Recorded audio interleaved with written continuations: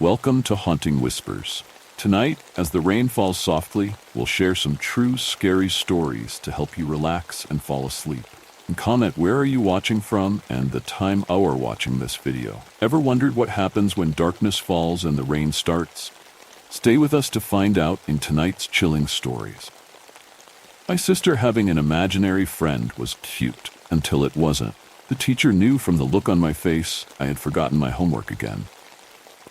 "What's your excuse this time, Toby?" she asked. "I'm sorry, miss, I left it on the kitchen table. I'll have it tomorrow, I promise." She had heard it many times before. It was the same old song and dance, and no matter what I said, it didn't stop me from getting detention. When I got home, my mother was waiting for me. The school had already phoned her, and I knew by the look on her face I was in big trouble. This is the third time this month the school rang me. "I'm sorry, Mom. I did leave my homework at home. Miss Henchley is just out to get me." She sent me to my room after she told me I was grounded for the week. I hated being grounded because all I had was my sister Cindy to talk to. Mrs. Henchley gave me detention again. I hate her. I wish somebody would teach her a lesson. I explained to Cindy. Cindy looked at me with a big smile on her face. "I can ask my friend to help you. Millie is great and does everything I ask her to do." My sister was annoying, but I found it cute that she had an imaginary friend. Later, I was jolted from my sleep, and Cindy was sitting by the dressing table with her back turned to me. "Get back to bed, Cindy. It's late. If Mom finds you out of bed, I'll get in trouble." I hated sharing a room with my sister, who slept on the top bunk. When my dad died, we had to move to a smaller house. My mom said it was temporary, but it's been 2 years now, and I am still stuck in a tiny room with her. When I woke the following morning, my sister was already downstairs. I walked over to the dresser and picked up a drawing my sister must have drawn. My sister's drawings were usually cute. She likes unicorns and fairies, but this one was disturbing. It depicted a woman lying on the floor next to a busted-up car, and she had red stuff coming from her head. I arrived at school that day to find Miss Henchley wasn't behind her desk. Instead, we had a substitute teacher who told us she was filling in after Miss Henchley was involved in a terrible car accident. It was then I remembered the picture Cindy had drawn. It was just a coincidence, I was sure of it, but I couldn't help feeling guilty. Either way, I wished this on her. The only upside to Miss Henley's accident was not having to do detention and go home. On the way home, I bumped into Damian Morsley. He was on my case all year, and every time he saw me, he gave me a beating, and this time was no different. When I got home, all bloody and bruised, I went straight to my room. I didn't want my mother to make a big deal about it. I didn't want to give Damian more reason to hate me. "What happened to you?" my sister asked as she stepped into the room. "Nothing happened to me," I said as I scolded my sister for asking too many questions. "Was it that mean kid Damian again?" she asked in a concerned tone. "Yes, but you can't say anything to Mom. She will go ballistic." My sister looked at me again with that mischievous smile. "Don't worry, Millie will fix him." The next morning, I woke to find another drawing left on the dresser. This picture was even more disturbing than the last. It showed a kid lying on the floor with what appeared to be a knife sticking from his stomach and a man standing over him. For the first time, I was hoping Damian was in class, but there was no sign of him. As the day went on, rumors started spreading that Damian's father was arrested for doing something terrible to him. On the way home, I decided to take a detour past his house. I was shocked to find his house surrounded by police tape and people in white suits in the garden. A kid on a bike was standing across from the house, and when I asked him what happened, he confirmed my biggest fear, that Damian was murdered by his father. Couldn't be. I refused to believe it, but it happening twice was too much of a coincidence. I ran home and called Cindy up to the bedroom. "Cindy, you need to stop this imaginary friend business. I don't know how you are doing it, but people are getting hurt," I shouted. I could see the tears well up in her eyes. "But Millie is real. She is not imaginary. You wait and see," she said as she broke down crying before running out of the room. That night I fell asleep feeling guilty about shouting at my sister. I tossed and turned from a restless sleep before I was jolted awake. My sister was sitting at the dresser again, so I shouted at her to get back into bed. But she ignored me and kept on drawing. "Who are you talking to?" said a voice from above me. Startled, I turned to see my sister still in her bed, but when I turned back, the girl at the dressing table was gone. I walk over to the dresser, only to find another drawing. I picked it up, and a feeling of dread crept up my spine as I looked at the drawing. It was a picture of someone impaled on spikes with blood pouring from them at the bottom of a canyon. I feel the blood drain from my body. Tomorrow is our annual school trip to the Grand Canyon. As one nightmare ends, another begins. Brace yourself for the next tale. I found a box in my new apartment labeled "Do Not Open." I wish I hadn't. When I first moved into my new apartment, it seemed perfect. Great location, affordable rent, and just the right size for me. The landlord mentioned the previous tenant had left in a hurry, but I didn't think much of it. People move for all sorts of reasons, right? It wasn't until my first weekend in the apartment that I decided to do some deep cleaning. I was organizing the closet in the bedroom when I found a small, dusty box tucked away in the farthest corner. It was plain, with no markings or designs, except for a piece of old tape across the top with 3 words written in faded ink: "Do not open." At first, I thought it might be something the previous tenant forgot to take with them. Maybe something personal they didn't want anyone else to see. The curiosity got the better of me. After all, how dangerous could a little box be? I sat down on the floor and carefully peeled back the tape. Inside, I found a stack of old Polaroid photos, a journal, and a small, intricately carved wooden figure. The photos were strange. Each one was a picture of the apartment, but it looked different. In some, the walls were a different color. In others, the furniture was arranged in ways that didn't make sense. And in every photo, there was a person standing in the background, facing away from the camera. It looked like a man, but his features were always blurred, even though everything else in the photos was perfectly clear. The journal was filled with entries that were unsettling to say the least. They were written by the previous tenant, who described hearing strange noises at night, seeing shadows move in the corners of rooms, and finding things in the apartment that they didn't remember buying.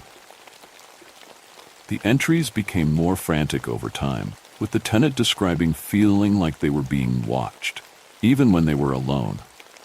Then there was the wooden figure. It was small, about the size of my hand, and carved to resemble a person, but with exaggerated features, large eyes, elongated limbs. Something about it felt wrong, like it wasn't just a simple carving. I placed it back in the box, suddenly feeling uneasy. That night, I started hearing things quiet, almost imperceptible noises, like whispers coming from the walls. I chalked it up to an overactive imagination after finding the box, but the feeling of being watched didn't go away. I began noticing things out of place in the apartment, things I was certain I hadn't touched. A few days later, I decided to get rid of the box, put it outside, hoping that would put an end to the weirdness. The next morning, the box was back in the closet, as if it had never left. The tape across the top was perfectly intact, just as I had found it. That's when I knew something was seriously wrong. I contacted the landlord, asking about the previous tenant, but all he would say was that they had left abruptly, without much explanation. He sounded nervous, like he knew more than he was letting on, but I couldn't get any more out of him. I've tried to ignore the box, leaving it untouched in the closet, but the noises have gotten worse. The shadows seem to move on their own now, stretching and shifting in ways that don't make sense. And last night, I woke up to find the wooden figure from the box sitting on my nightstand, facing me. I don't know what to do. Part of me wants to leave, to abandon the apartment and never look back. But I'm terrified that whatever is in that box won't let me go that easily.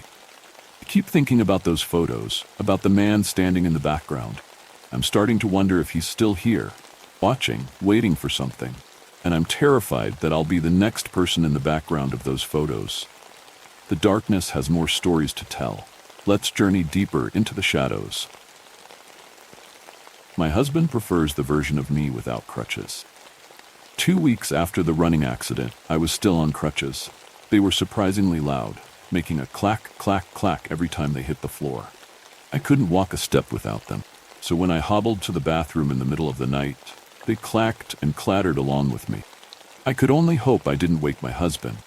I used the bathroom, keeping the light off in hopes of falling back asleep easily.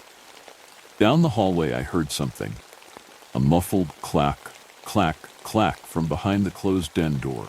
Like my son was playing with my crutches, but that was impossible. Maybe I was hearing things.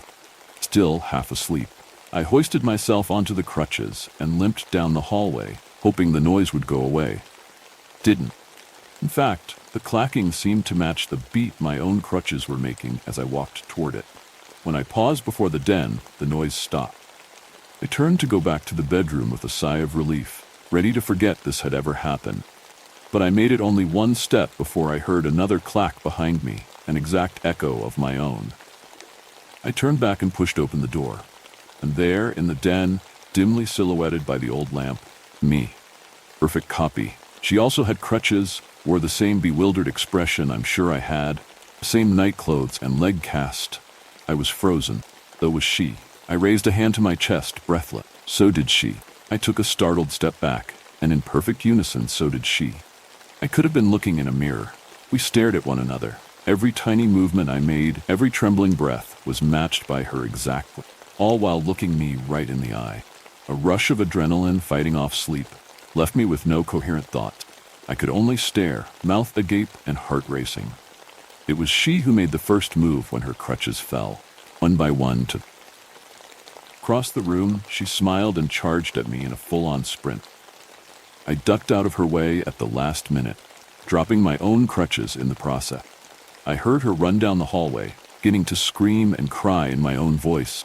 Someone's here. Someone's in the house. I made it to the bedroom a full minute after her, barely able to walk without my crutches, but driven by animalistic fear. My husband was already up and out of bed. She cowered behind him, still screaming. "No," I shouted. "It's me." I realized that I, too, was cowering in the exact same way before him. Turns out, he trusted her more. In a flash, he tackled me to the ground and restrained me.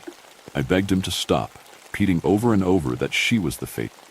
The whole time, she wouldn't stop screaming. I knew he'd hurt me if I stayed pinned down much longer. I used my good leg to land a single well-placed kick and fight my way free.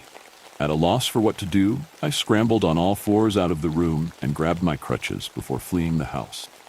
I was as slow as an injured animal. They could have easily caught up to me if they'd wanted. My husband was probably too stunned to follow. I shuffled down my empty block, then another, and another. 5 blocks from my house, I passed the spot where the accident happened. It was like being punched in the gut, or rather flung into a tree all over again. Paused, then sobbed. It was all too much. Couldn't go back home without being attacked. Couldn't go to the police.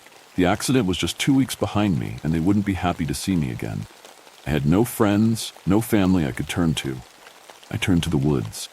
I had no other choice, nowhere to go. The adrenaline rush was wearing off, and though I wasn't happy about it, the crash was coming. I fell asleep, hoping the next morning I'd wake up in my bed with only the memory of a bad dream. Instead, I awoke on a bed of sticks and dried brush. My crutches made a clack, shh, dragging through the dirt. Still with nowhere to go, returned to my house through the back way. I was terrified at what I'd find. At the breakfast table near the window, facing the backyard, they had coffee. Way I did every morning, until the accident. He said something to make him chuckle. He got up, presumably to grab the coffee pot, the way he used to. She must have convinced him it was all a bad dream. I was at the tree line and she saw me. She stood up and faced me directly. She wasn't even using crutches anymore. I raised an arm, almost waving. So did she. I saw movement behind her, my husband returning to the table. I don't know what compelled me, but I dodged behind a tree as quickly as I could. Again, trembling. What scared me the most was how quick he was to accept this other me, the one without crutches. I guess I don't blame him for liking her more. She looked happier, unscarred by the events of 2 weeks prior.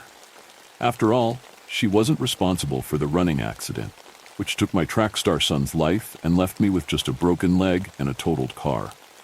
The night is far from over, and the terror has only just begun. Our next story awaits. The most beautiful dress. When my little brother Jerry got married, I was asked to step in as a bridesmaid for his wife-to-be. The guest list was a little thin on the bride's side, and he figured it'd be a good bonding experience.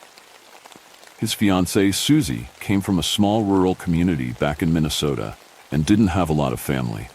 Jerry had briefly mentioned that she was an orphan, and that it was sort of an off-limit topic to bring up. Not that I'd planned to. Susie and Jerry had met during his studies at MSU, and they'd been together for over 6 years before they made it official. These were two people who were more or less married already. On their wedding day, I tried my best to cater to Susie's needs. She seemed a bit down, but I figured it was just cold feet. I didn't want to pressure her, so I held my tongue and observed. There were a lot of little things that stood out to me. The way she sighed at her reflection. The way her eyes sunk when she saw the flower arrangements. She didn't say anything, but there was a sort of lulling discontent on her face. As we waited for the dress, I found her pouting on an ottoman outside the bathroom. I joined her, giving her a curious look. "It's all beautiful," I assured her. "All of it. I can tell you put a lot of thought into it. It's not a big deal," she smiled. "But it's not perfect. I mean, nothing is, but you know." "I get it, yeah," I nodded. "Nothing's perfect.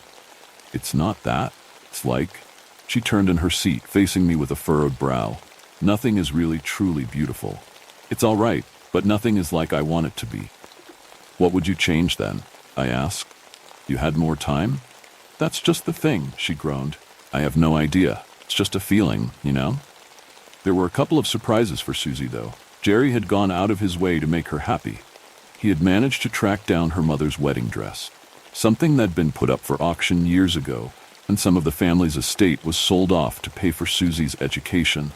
He'd also made a bridal bouquet from the vivid pink flowers that grew in the backyard of her childhood home. These were all surprises, but he had backups on backups if she didn't like them. Green flags all around.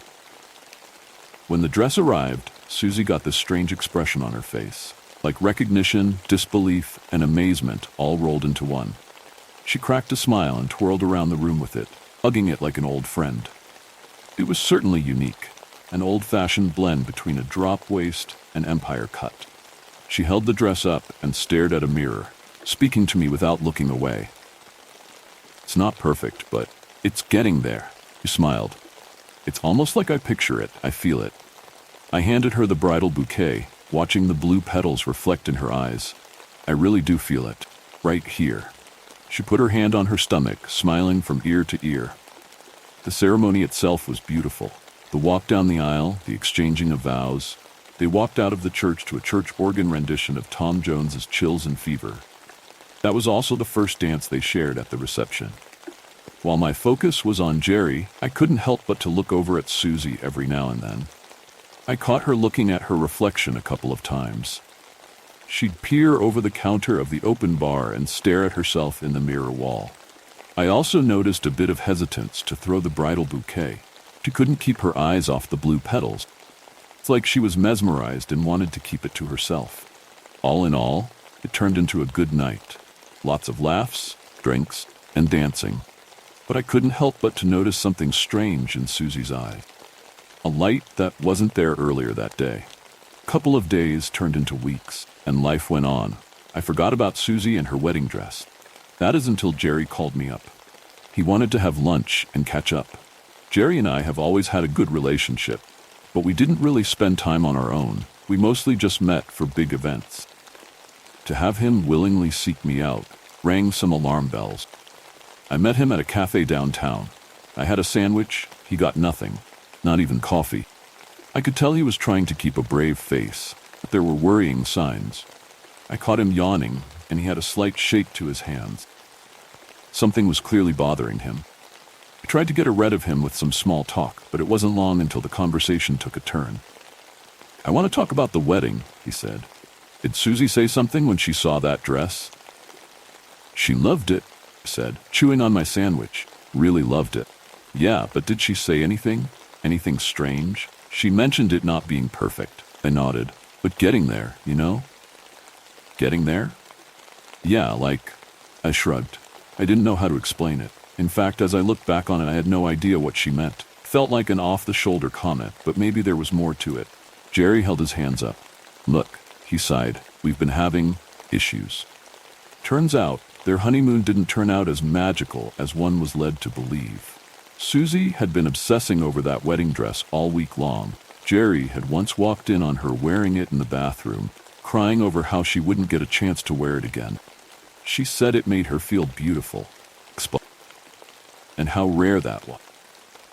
Not wanting to see her sad on the first week of their life together, Jerry had just gone along with whatever Susie asked of him. She'd been wearing that dress pretty much all day long, even sleeping in it a couple of nights. Passers-by, it'd been an amusing oddity. Jerry was getting worried. Susie was having trouble keeping it together, and ever since they got back home, her behavior had taken a turn for the worse. Jerry had trouble talking about it. He kept touching his face as if trying to hide what he was saying. He'd find Susie getting up at night to put the dress on, twisting and turning in front of the mirror to see herself at different angles. But it was more than just the dress. She'd begun making modifications. The dress wasn't perfect, and she was obsessed with this idea of making it what it could be. It started with hand-weaving a couple of blue threads into the edges of the dress. But lately, she'd turned to accessorizing, turning away from the dress and onto herself. The perfect makeup, the right shade of nail polish, that kind of thing, Jerry explained. I've seen her looking up tattoo places around town. I don't know what to say. Look, you married her, I smiled. In sickness and health. Just be there for her, Jerry. I'm all about that, he nodded. But this ain't normal, and I don't know where it's gonna stop. Jerry leaned back, dragging his hands across his face. She scares me. I got a couple of updates over the next few days. Susie had changed her hair, her nails, and she was wearing her makeup in an unusual way. Jerry had trouble explaining it. He had managed to dissuade her from getting her face tattooed, but just a day later, he had to stop her again, this time from scarring her own face with a nail clip. It was getting serious. We texted back and forth, trying to figure out what to do and who to talk to. It was obvious that Susie was having trouble that we couldn't begin to understand. Something had just snapped when she put that dress on. The same dress she'd obsessed over all her life. The one exactly like the one her mother had worn. Which got me thinking, what really happened to her parents? Not even Jerry knew. It was the one thing that Susie refused to talk about. Then Jerry stopped responding. It was sudden, so I decided to pay him a visit. In all the years that he and Susie had been together, I'd never heard of them having this kind of issue before.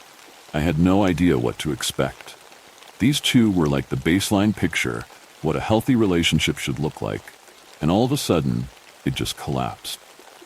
I drove by their home, a row house in a calm residential area. It didn't take long to see that something was wrong. There were neighbors outside and a squad car on the driveway. People were about to scatter back to where they came from, leaving only Jerry and 2 police officers. They were finishing up as I approached. I caught the glimpse of a conversation, ending with Jerry being asked to reconsider something.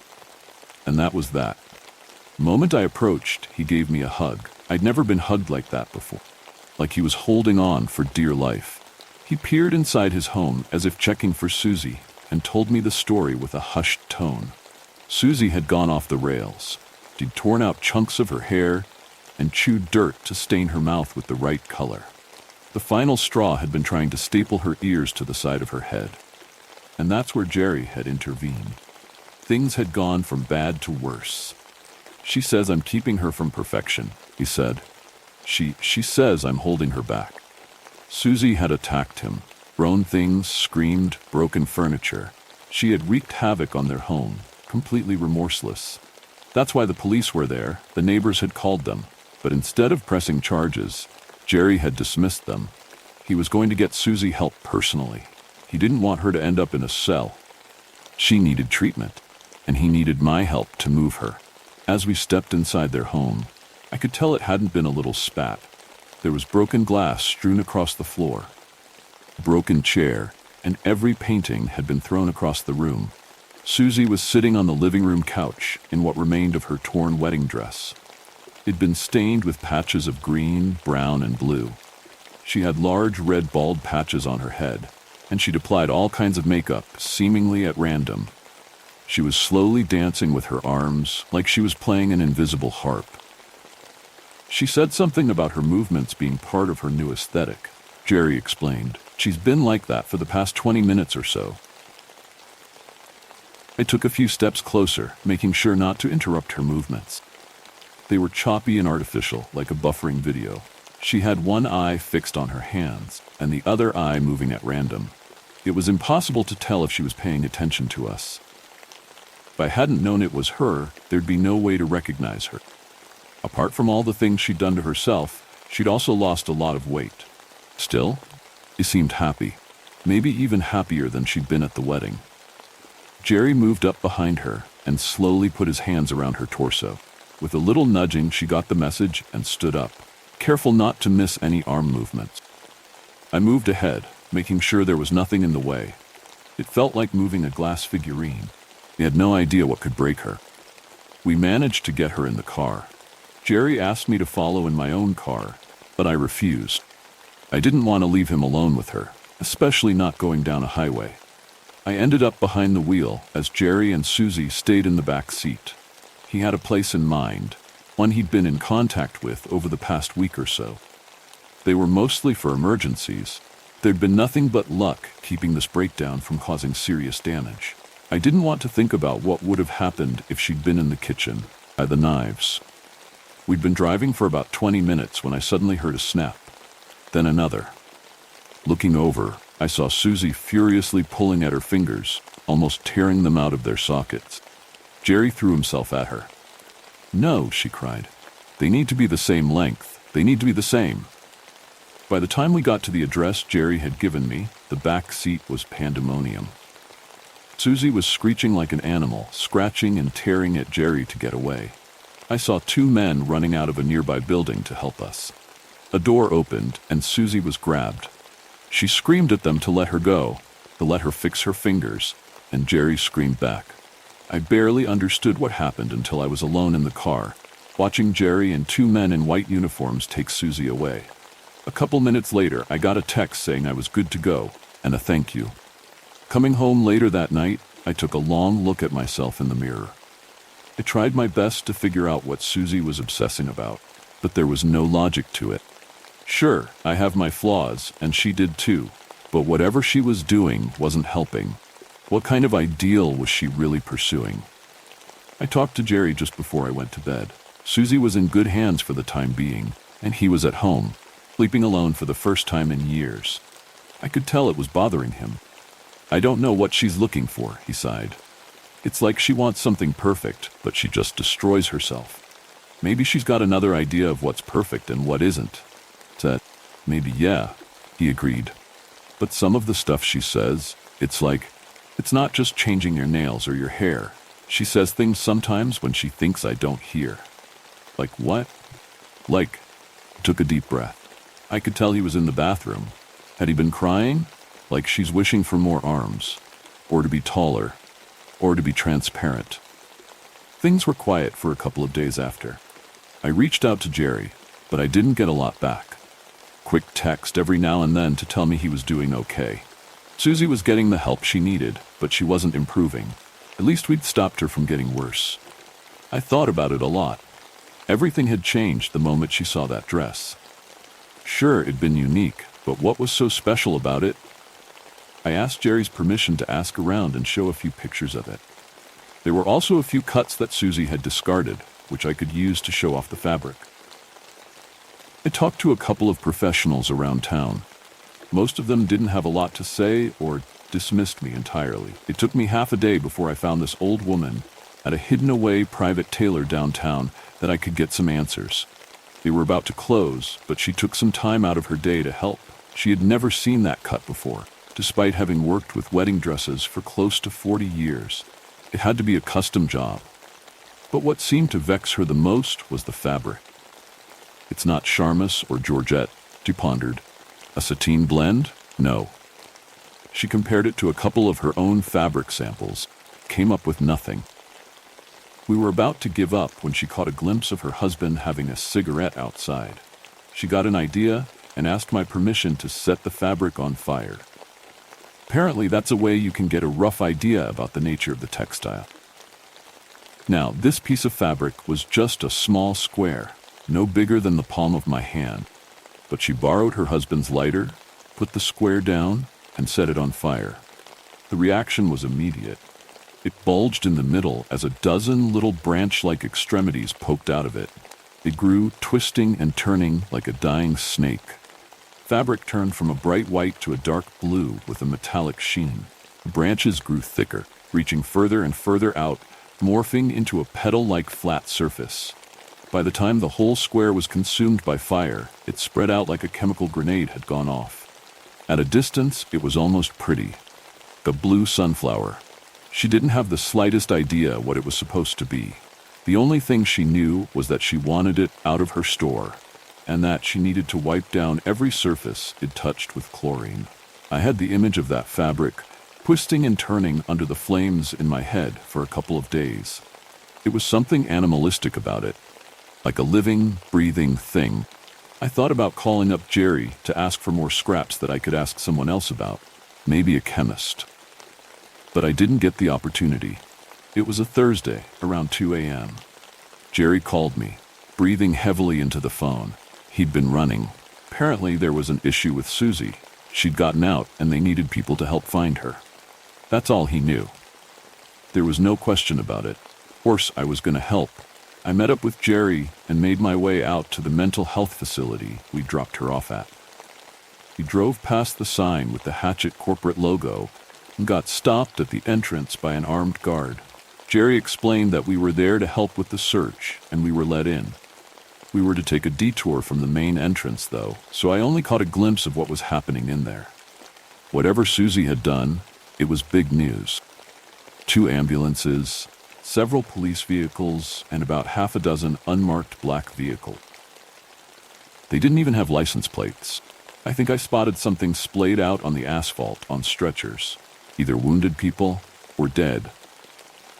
We were guided to the staff parking lot around the back. A handful of other vehicles were parked, and about 24 people surrounding them, mostly volunteer staff. They were handing out search locations, shouting out rules, and telling people who to pair up with and how. But Jerry wasn't having it. In the flashing red and blue lights, I could tell he was having second thoughts. He turned to me and lowered his voice. "I don't think she'd just run into the woods," he said. "I think she's going home." "Then why didn't you stay home?" "Not our home," he said, shaking his head. "Place where she feels most home." There was a secret picnic spot not too far from there. It was where Jerry had proposed. A large field covered in flowers with a single 4-bench picnic table that had been overgrown since the early 90s. The place was abandoned, but it was one of Susie's favorite spots in the world. And maybe it was just a hunch, but that's where Jerry felt that she was going. All this talk of beauty might have gotten him thinking about it. We had to go off-road and park on a slope, walking up a hill in the dark. There was a full moon out. The light was covered in a spotty cloud cover. The sky was passing so fast that you felt like you were moving even when standing still. We made our way through an overgrown trail, past a dense pine forest, and saw the woods open into a clearing. And there she was. I saw her from about 200 feet away, standing on a picnic table, staring at the moon. She'd gotten her dress back, but it was torn and disheveled beyond repair. It'd gone from a majestic wedding dress to something that barely covered her knees. It was torn, dirty, frayed, and bloody, much like Susie herself. She barely had any hair left. Her eyes were sunken into her head, making her whole face seem smaller. Her chapped lips were drawn back into a permanent half-smile, straining against the shape of her cranium. Her fingers were broken and bruised, and she stood on the tip of her toes, doing a balancing act as she slowly moved her arms around, all without rhythm, rhyme, or reason. This was beyond a pattern. It was surreal, and the image has seared into my head. It still comes to mind when I catch some abstract dance number on TikTok, and when it does, it gives me chills. But that night, I didn't just have chills. I was scared. I'd seen a lot of things in my life up until that point. There was just something unreal about this. It wasn't just madness, it was commitment. Susie knew something we didn't. We approached her slowly. As we got closer, her head turned to us. her eyes darting between me and Jerry. They seemed to move independently of one another. I could see a crack in the corner of her mouth as her involuntary smile twisted into a full-grown grin. "Susie, we gotta go home," Jerry pleaded. "I don't want you getting hurt." She turned her back on him, looking out into the fields beyond. Whatever she saw there was something far more interesting than what I and Jerry could offer. Still, he didn't give up. He begged her to step down from the table and come to him. He talked about the adventures they'd had and the challenges they'd overcome. And yet, Susie didn't budge. I wasn't really paying attention to what Jerry was saying. I was looking the same way as Susie. What was she really seeing? Was there something there? You know the way a ray of light can catch your eye? A reflection off a piece of jewelry or a watch, and how it can sting your eye out of nowhere. That's how I felt. I followed Susie's eyes, and I saw something. Not in the night sky, but in the tree line on the other side of the glade. Looking at it stunned me. It burned. It was uncomfortable, much like a ray of unwanted sun. I recoiled and regained my balance. Jerry stopped in his tracks, looking over at me. I nodded that I was fine. He looked back at Susie, but I tapped him on the shoulder. He turned his attention back to me. "Don't look," I wheezed. "Don't look." But it was impossible not to. Although it burned me, I couldn't help but to look. There was something moving towards us. I couldn't see a shape because it had none. It was like looking at an uncomfortable feeling and having it bury into your head. I could only look at it in short bursts, but I still couldn't help myself. Susie, on the other hand, was staring at it. She didn't dare close her eyes. As her hand movements relaxed and slowed, I saw her shoulders slump. "They think I'm beautiful," she cried. "They'll make me perfect." "Susie, what are you?" "They can help you too," she sniffled. "We can both go." Then she turned to us, her eyes trembling like a cold dog. She smiled at me with missing teeth, revealing a bloody tongue. Her left eye found me. "You too," she said. You can come too." Jerry not only stopped, but stepped back. He could feel it too. We were being threatened. There was no way Susie could overpower us both. But that wouldn't matter. She wasn't the threat here, and we didn't even understand what was. But looking across the field, I could tell it was coming closer, leaving a trail of flattened grass as it beelined towards us. "Come on, Jerry," she laughed. "Hurry." He fell backwards, covering his face with his hands. Something in me told me that I ought to do the same. I didn't. Instead, I turned back to Susie. Whatever was moving out there had reached her, looming over her like a storm cloud. I could feel it. The longer I looked at it, the more complex the sensation. At first, it was like a burning pain behind the eyes, leaving a cold and exposed nerve. That nerve tingled with a resonance, painting pictures in my mind like a seismograph. It was happening faster and faster, leaving only fleeting impressions of a being. It had arms longer than bone and skin. It knew words that gave way to thought. It was perfect, beautiful, and real. Maybe the realest thing I'd ever felt. Transcendent something that'd gone past the physical and the immediate, instead surviving as an ideal, as the most beautiful thing you could imagine. Fleeting, ever-changing, ever-inviting, and impossible to put into form. This was what Susie had been chasing. She had made herself a mockery in an attempt to create something that couldn't be, and it had recognized her effort. Looking at Susie for one final time, she screamed with ecstatic joy, and in the blink of an eye, it happened. Her flesh unraveled into a transparent jelly. Her arms bent, snapped, and unfurled into frayed knots, eyes glowing a pure white as her tongue boiled behind crackling teeth. I saw her head twist like a balloon in a storm as her spine left her body, and she laughed. She laughed and cheered to the very end, overjoyed as to come what may. Then she was just gone, dress and all, leaving nothing but a spatter of sizzling stains on the edge of the picnic table. Something turned to me. Even without looking at it, I could feel it looking. Despite everything in me screaming to look away and to deny, there was a part of me that was drawn in by what I'd seen in Susie. Her joy was as pure could get. I wanted to accept it, to explore it. Picture in my mind was growing clearer, and I remember feeling this unearthly sense of peace. I didn't just belong. I was meant to be, and I was beautiful. But luckily, Jerry was there. He dragged me down, screaming at me to snap out of it. I hadn't even noticed it, but I was laughing. I had been staring at my hands as if they held some kind of answer. What was I doing? Realizing how close I'd been to losing control, I just hugged my brother and cried. He was inconsolable. We could barely form words as whatever presence we'd felt dissipated, leaving us alone in the dirt. Ugly, imperfect, and ourselves. Over the weeks to come, we'd get a bit more context as to what happened. 2 caretakers had mysteriously disappeared, and a third had been found dead in the break room. The death was described as an accident, but from what eyewitnesses have been telling me, he died in a way that can only be described as a man going through a full-body microwaving. Susie, well, she was just reported missing. What else was there to say? There was no sign of her, and Jerry couldn't very well say that she evaporated. Instead, he was tortured for weeks, asked to keep his chin up, and getting constant reminders that hope was always the last thing to die. They didn't know any better. They didn't know that hope died with a laugh. I think back on that night a lot. I wish it had a face. I wish I could visualize this singular thing to put into words what this looked like. But it's impossible. There are no words to describe it. Sometimes in the shower, I try to make up new words for it. They come naturally to me, but I sound completely mad.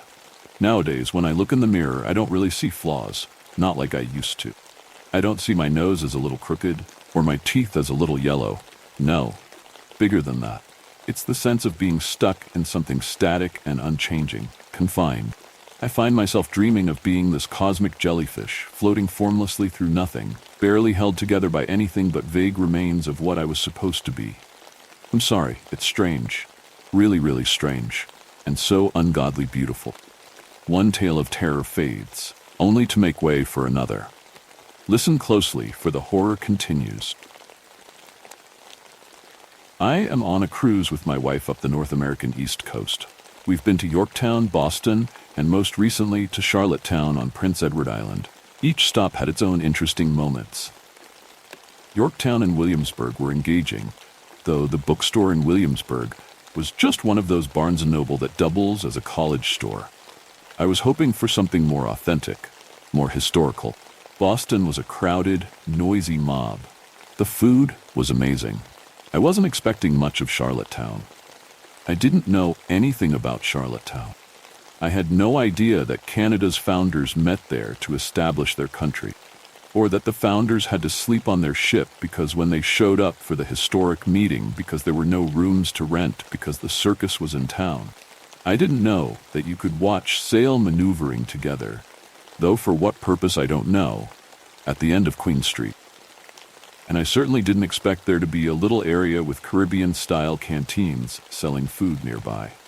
Painted in bright pinks, greens, and yellows, cordoned off and set down on the water, the area looks like it should be welcoming you to Jamaica or St. Thomas rather than Canada. The little incongruity looks out past a dock to the river and dry land hems it in on 2 sides. On one side, a little walking path runs out to a small pavilion. On the other is a little public seating area where people play music surrounded by restaurants, shops, and an ice cream parlor, all eschewing the bright colors of the little manufactured island.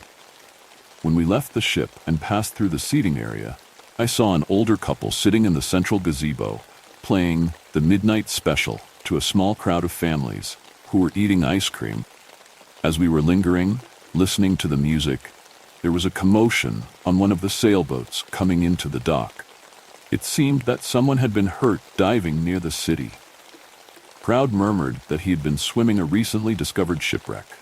Others said that the site was a well-known wreck, mostly in shambles after years of divers picking at it. Others mumbled just to join the noise. 2 paramedics were waiting as the boat pulled in. We saw a young man lying across a bench built into the side of the hull.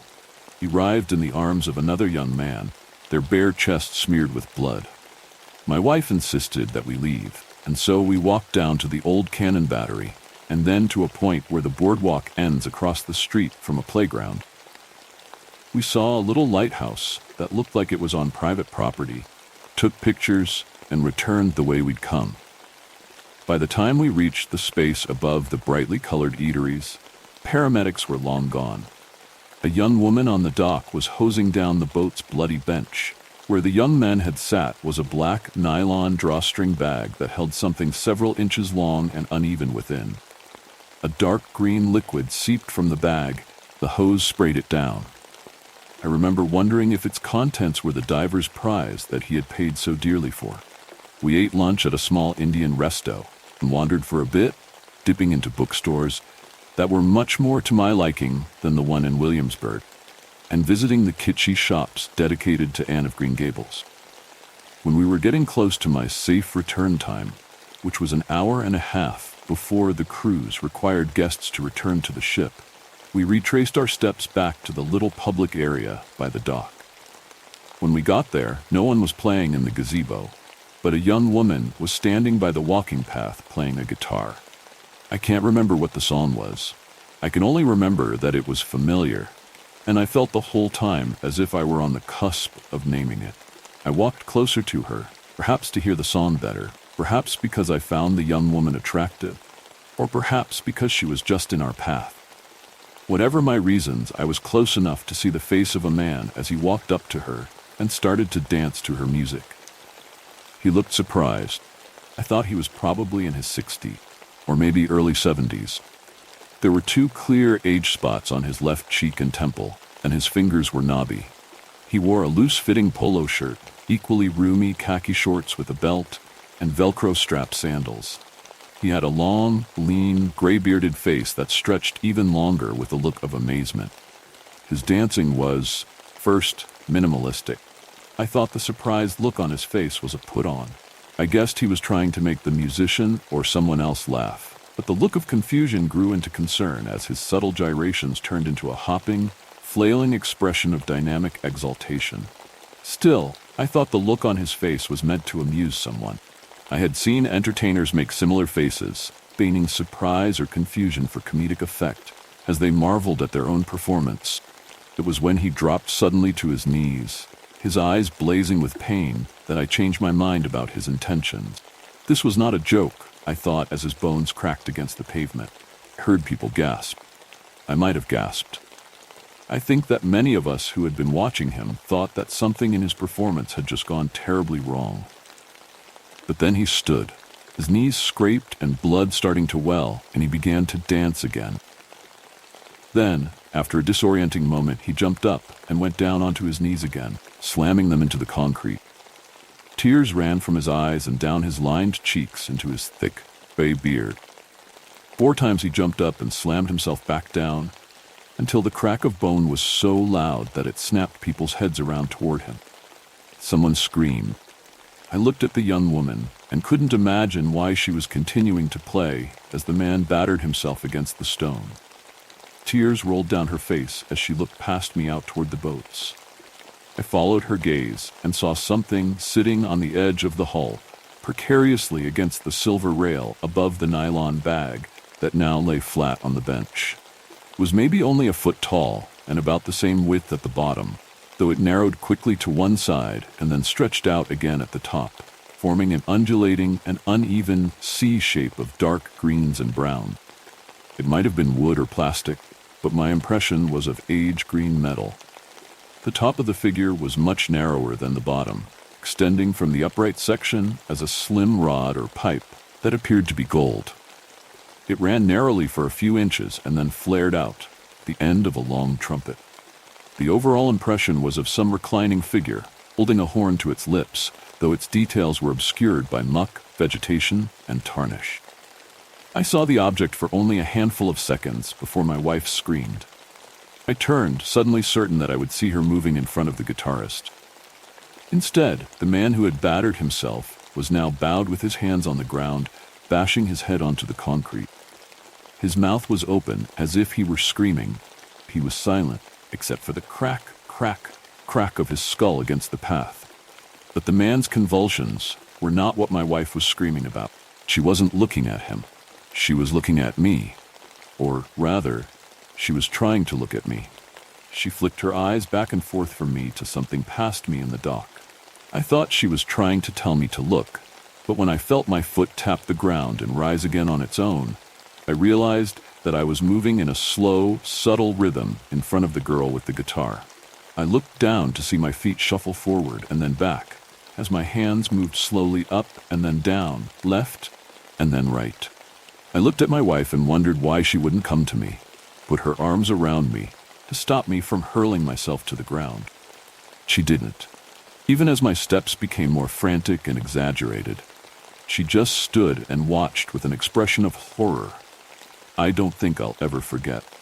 I believe that expression would likely have been one of the last things I ever saw, because a moment later, I leapt up and tucked my legs under me, dropping to the ground on my knees. Pain was immense, and my fear was overwhelming. I stood and leapt into the air once more, certain that my legs must break under the impact. But instead, the pavement only cut into my skin and sent shockwaves up my thighs. I did not rise a third time. The young woman had stopped playing. A moment later, my wife was beside me, hugging me. The man who had been battering himself lay still on the ground, and the musician collapsed and began to sob. I felt only the thrumming of adrenaline and the burning in my knees. Crowds swelled, people called emergency services, and onlookers wore expressions of troubled disbelief. As we waited for paramedics to arrive, I looked over at the boat and saw that the figure was gone. Perhaps a strong wave had knocked it into the water, or perhaps someone took it. I don't know. No one came to interview us. No one caused a ruckus afterward. I understand why. All that happened was that one man had convulsions and was alive when paramedics took him away. I merely fell on my knees, for which I received ice packs and bandages when I refused transport to a hospital. I can't even find a social media post about the event. It took about 2 minutes, and during that time, everyone affected, except me and the old man, just looked at things. I doubt it will be more than an anecdote for most people, something they saw on an idle weekday afternoon. All of this happened yesterday. I'm writing this from my cabin on the ship as we turn around and return south. I don't think I'll be going up on deck much for the rest of the trip. I didn't break anything. Bruises and scrapes are rampant around my knees, but my injuries aren't keeping me here, in this room. I'm not going up because of my memory of the faces around me as the music played. Faces I only glanced while the dance took me over. Faces that all looked out to the water, out to where the boat was, where the figure perched. They all wore the same look. They were eager. Those faces trouble me as much as my experience of dancing, especially because I recognized one of them. I've seen him on the cruise. He's a middle-aged guy, balding, soft around the middle, glasses. He walks with his head down, looking at his feet as he goes. But during the dance, he looked out at the water with the same expression as the crowd. When it was all over, I watched him wander off toward the ship, eyes on his feet. I saw him again last night when my wife and I took a slow walk around the deck, testing my mobility after the day's events. The sun was setting over Prince Edward Island, and the ocean to the east was already dark. I saw him leaning against a railing, the arms crossed over the top rail. His features were dark, and I only glimpsed them when a door opened and flashed a light over him. The man was looking out across the dark water with an eager look in his eyes. And when I looked at my wife, I saw her eyes turn toward the sea, her lips parted in anticipation, wearing the same look as the man. They both looked expectantly out at the dark waters. In their eyes, I could see that they were both waiting to take their turn. The echoes of fear linger in the air, but the next story promises to be even more chilling. You're a trucker. Never work for Dr. Bharat. I've been behind the wheel of a truck for most of my life. I've transported everything, from legitimate goods to drugs to guns. I've been behind the wheel of a truck for most of life, and I thought I saw it all. None of the strange cargo I've ever ferried, however, can compare to working for Dr. Bharat. I found out about Dr. Bharat while having drinks with other truckers. The man was said to be strange, and his jobs were even stranger. One of my colleagues spent a couple weeks hauling pallets of medicine from the middle of the forest to a warehouse on the outskirts of the city. Another would ferry nervous workmen in the company of armed guards from the city center, the middle of the steppe. Dr. Bharat was a strange man with strange jobs, but he paid in cash. When my colleagues told me he was looking for a long-haul driver, I didn't hesitate. They warned me. I shrugged off those warnings. I needed the money. The instructions were simple. I would meet Bharat in the industrial district, where he would be waiting with the cargo already packed in the truck. The drive would take about 2 days, but it was a straight shot through the steppe, nothing too difficult. Naturally, I was not made privy to what my cargo would be. The less I knew, the better. Or so I thought. The cold winter sun had barely risen by the time I arrived at the meeting point. My colleagues had described Bharat as a lean man with messy black hair and a lazy eye. Though there was a truck that matched the specifications of my ride, the scientist was nowhere to be found. Out by the pumps stood 4 identical giants with shaved heads and earpieces and rifle. Behind the plexiglass of the gas station stood a sole nervous clerk. The armed men ignored the anxious team. They all stared at me with dumb expressions void of all meaning. "They're here." Bharat walked up behind me, stubbing out his cigarette. He was just as my colleagues had described him, yet he looked a lot more exhausted than I expected him to be. Dark rings around his eyes gave him the look of a raccoon. The disheveled lab coat with coffee stains only amplified the appearance. "You're going to have questions. Don't ask them," he said, ushering me to the truck. "You'll be riding with one of our guards. Don't worry, we're not expecting anyone to interfere. They're mainly here to make sure you won't get any ideas. Which you hopefully won't." As we walked, he reached for another smoke. He waved the cigarette towards the 4 armed men and whirled it in the air like a conductor. The obedient symphony split. One of the guards climbed into the cabin of the truck. The other climbed into a dark blue Chigan parked nearby. "Don't try to talk to the guard," Bharat said as we approached the truck.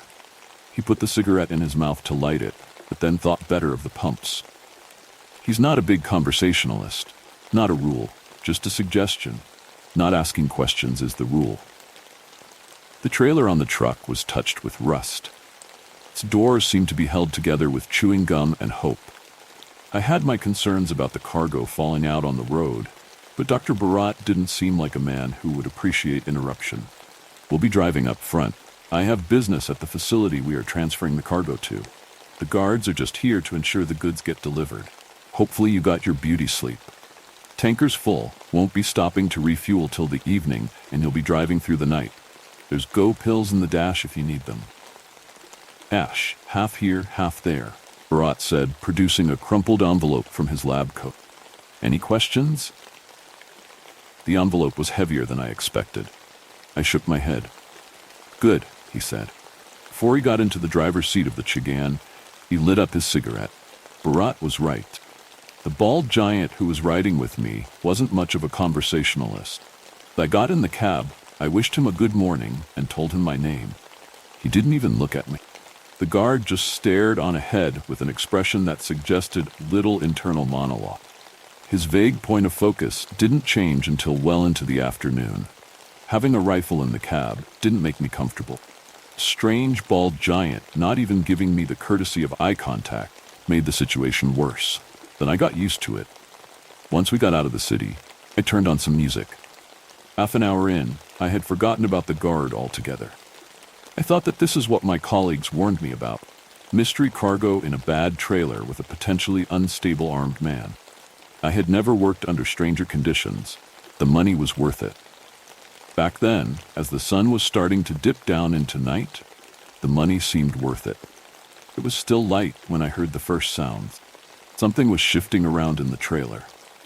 We were in the midst of crawling through some hills. The shuffling sounds persisted, but I just convinced myself that it was the old trailer settling in from the incline.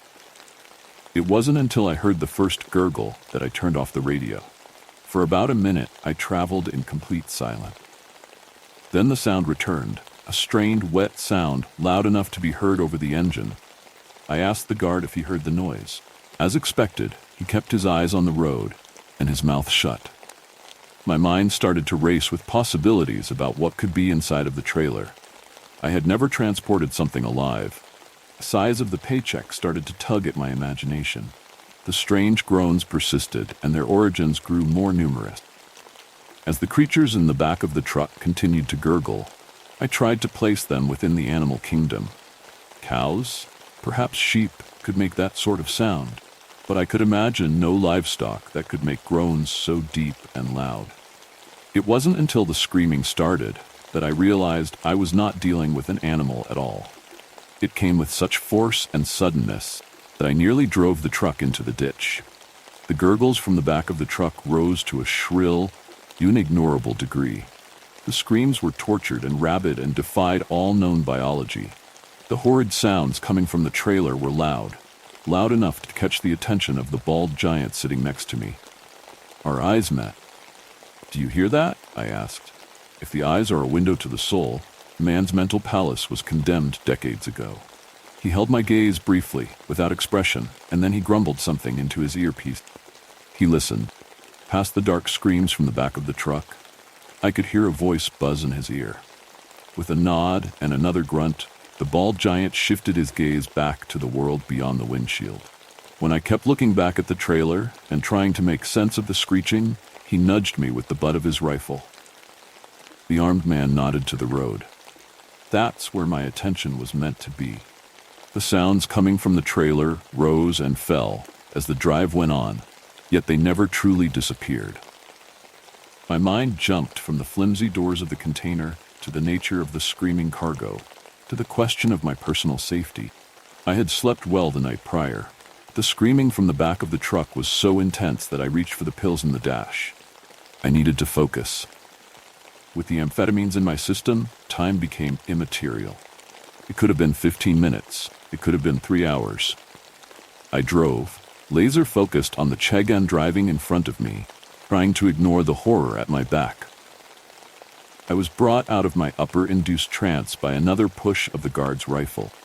Off in the darkness of the steppe, there shimmered the faint light of a gas station. Judging by the guard's grunts, we were to stop there. I put up no resistance. Bharat got out of the Chegan before I managed to climb out of the cab. With his cigarette, he motioned to the quartet of giants to attend to the truck. "Let them handle the fuel," he said, walking away from the pumps and putting the cigarette in his mouth. One of the few things they are proficient at. With my legs weak with horror and my voice trembling with shock, I followed the scientist. I broke the one rule Bharat had clearly stated. I said no questions. His voice was stern, but once he lit his cigarette, he opened up the pack and offered me one. I don't smoke, but the drugs in my system and terror in my soul made me hungry for nicotine. "The less you know, the better," Bharat said, looking off into the endless night of the steppe. "The less you know, the happier you'll be. Take it from me. I know much, and I suffered greatly for it." The cigarette didn't soothe my nerves in the slightest. We were standing far enough from the truck for the screams to be muffled, yet even at a distance I could see the trailer rock back and forth with restless movement from the cargo. I demanded to know what I was ferrying across the country. When it became clear to Dr. Bharat that I would not continue my work without answers, he let out a long, tired sigh. "I work for a scientific institution," he said, looking out into the ether. "A research facility that has recently come under certain financial strains. Again, the less you know, the better, but if this institution were to say, collapse, if the things that were worked on in this institution were to get out into the world." He shook his head. A quartet of guards stood by the swaying truck watching us. "We're past the halfway point. By sunrise, we'll stop somewhere safe to sleep. By late afternoon, you'll be a richer man and you'll never have to think about this drive again." Bharat spared a look to the truck. He scoffed. "I saw the way you looked at the trailer. I concur. It's flimsy. It's flimsy, but what my superiors want, my superiors get. Don't worry, though," he said, when he read the worry on my face. "If any of the cargo gets out, the boys with the guns will take care of it. God knows they're capable of little else." Just as Bharat mentioned our armed escort, they all reached for their earpieces. Something was being said to them. They listened. They listened, and then, with discomforting unison, 3 of the men started to walk towards us. The 4th waited by the trailer, watching it rock from side to side with increasing tenacity. The armed men moving towards us bothered me. They also seemed to bother Bharat, but before he could say anything, his phone rang. "We're past the halfway point," he said into the phone with the slightest hint of deference. "The GH-58s have woken up.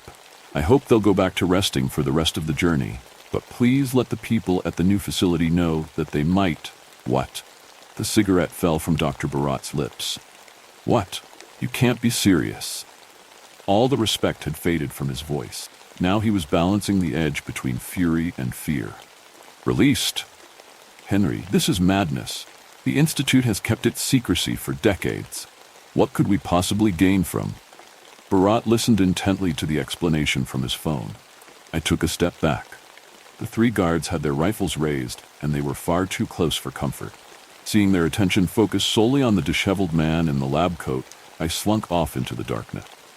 Barat continued to argue with the phone as the trio surrounded him. His panic and disbelief rose into shriller and shriller tones until finally he was hung up on. That's when Dr. Barat realized he was surrounded by the guards. That's when he became fully aware of their raised rifles. As he tried to argue with the guards, as he demanded they lower their weapons, I slunk further into the darkness. I knew full well the bald giants weren't conversationalists. I expected them to load him into the car, to maybe rough him up. Yet they didn't. As Barat demanded the guards to leave him be, they raised their hands to their earpieces. They were given the order to shoot. The gunshots sent me diving into the ditch by the road. What followed was a long, strained silence, only accompanied by the far-off, inhuman screams from the trailer. Before the crack of the shots fully settled into the night, a voice came from the gas station. I could not hear what it said. After a couple words, it was cut short by another report from the rifle. With the looming threat of death and the chemistry floating around my bloodstream, my aim was singular: survival. As silently as I could, I crawled away from the scene of the murder. Through darkness and rocks and cold earth, I crawled, until I was sure the men with rifles couldn't see me. It wasn't until I was certain I was hidden by the dark that I raised my head. 3 tall silhouettes stood at the spot where Barat had been executed. In the fluorescence of the gas station stood the 4th giant, staring off into the ether. Not far from him lay the unmoving body of a gas station attendant. I could no longer hear the screams of my cargo, yet the trailer still rocked from side to side. We were in the middle of the sticks. I had nowhere to run. I was certain that if the armed men saw me again, I would end up just as Barat or the gas station attendant did. I kept my head low and watched what the giants would do. After lifting his finger to his earpiece, the armed man by the gas station walked over to the Chagan. He took something out of the car and then went to join the trio in the darkness. Beams of light rendered the silhouettes of the giants whole. With little coordination, the 3 men spread out and started to search the steppe with flashlight. They were nowhere near my hiding spot. That soothed my amped-up heart. What calmed me even further was the realization that the Chagan's taillights were on. Keys were still in the car. Seeing a means of escape, I crept my way towards the gas station. Even though the guard who brought the flashlights was returning back to the pumps, I figured I could distract him and try to escape in the Chagan. The guard, however, did not return to his post. Instead, he made his way to the back of the trailer. He reached for the doors, hesitated. Whatever was in the back of the truck had grown even more restless. The trailer was bouncing from wheel to wheel, shedding rust. The screaming had reached a new dark tenor that murmured through the night. The giant raised his hand to his earpiece once more. He nodded. It was a moonless night. The fluorescence of the gas station shined like spotlights on a dim stage. They hid nothing. What crawled and leaped out of that truck defied all reason. Blobs of flesh, at least 4 meters tall, with short, stubby limbs. Huge eyes, almost cartoon-like in their roundness, took up most of the beast's body mass. The rest was taken up by its horrid, screaming mouth. The things swarmed over themselves to escape the truck, stomping on each other's faces, pushing and shoving, and screaming. The faint beams from the trio searching the steppe shifted over to the stampede. The 4th guard had disappeared beneath an avalanche of discolored flesh. The screaming abominations ran off in all the cardinal directions. The things were heavy. As I lay on the ground, I could feel their gallop in the earth. The drumbeat of their stumbling limbs got closer and closer until, to my utter horror, one of the creatures fell into the ditch. It landed flat on its face. It screeched into the cold earth with absolute mania. The lumpy creature was stuck, feeling like I was balancing on the edge of a heart attack. I wanted nothing more but to crawl as far away as I could from the creature. Yet I quickly realized which way the gas station was. Thought of the guards coming to check on the fallen creature steadied my crawl towards it. I loathed the idea of touching that sickly flesh. Yet the Chagan was in one direction and death lay everywhere else. With bated breath and shut eyes, I crawled over the screaming thing. Warm flesh nearly sent me into a panic, but I pushed on past the fear. My crawl seemed to have dislodged the creature somehow. By the time I was back on the cold earth, the mass of flesh had risen to its stumpy legs. Crawled away from it as quickly as I could. Behind me, the creature ran in the opposite direction. At first it coughed on the raw earth and stone it had swallowed, but it quickly resumed its terrible scream. By the time I had followed the ditch to the gas station, the screams were mere echoes in the plain of night. When I peeked out of my hole, I was further relieved to see the guard had not gotten up. The beams of the searching trio had gone back to searching the night. They were all moving in unison deeper into the steppe. I took my opportunity and crept towards the Chagan. The gas station clerk was dead. Undeniably so. A messy patch of dents stretched across his upper chest, and his eyes were rolled back in his skull. The adrenaline spared me most of the horror of the sight, but when I saw the guard, I could scarcely hold my balance. He was fine. The bald giant was laying on his back looking up at the blinding fluorescence. He was blinking. He was alive. Seemed fairly content. When I saw that the keys were indeed still inside of the Chagan, I considered returning back to Bharat's body and retrieving the rest of my payment. The searching trio was far gone into the steppe, and the guard on his back didn't seem particularly alert. I considered going back to Bharat's body and getting my cash, but then I realized it was the go pills talking. Thinking all that is holy, I climbed into the Chagan and drove off. When I started to back up, the giant that was laying on the floor slowly rose. By the time I was on the main road, he had his hand on the rifle. He didn't shoot.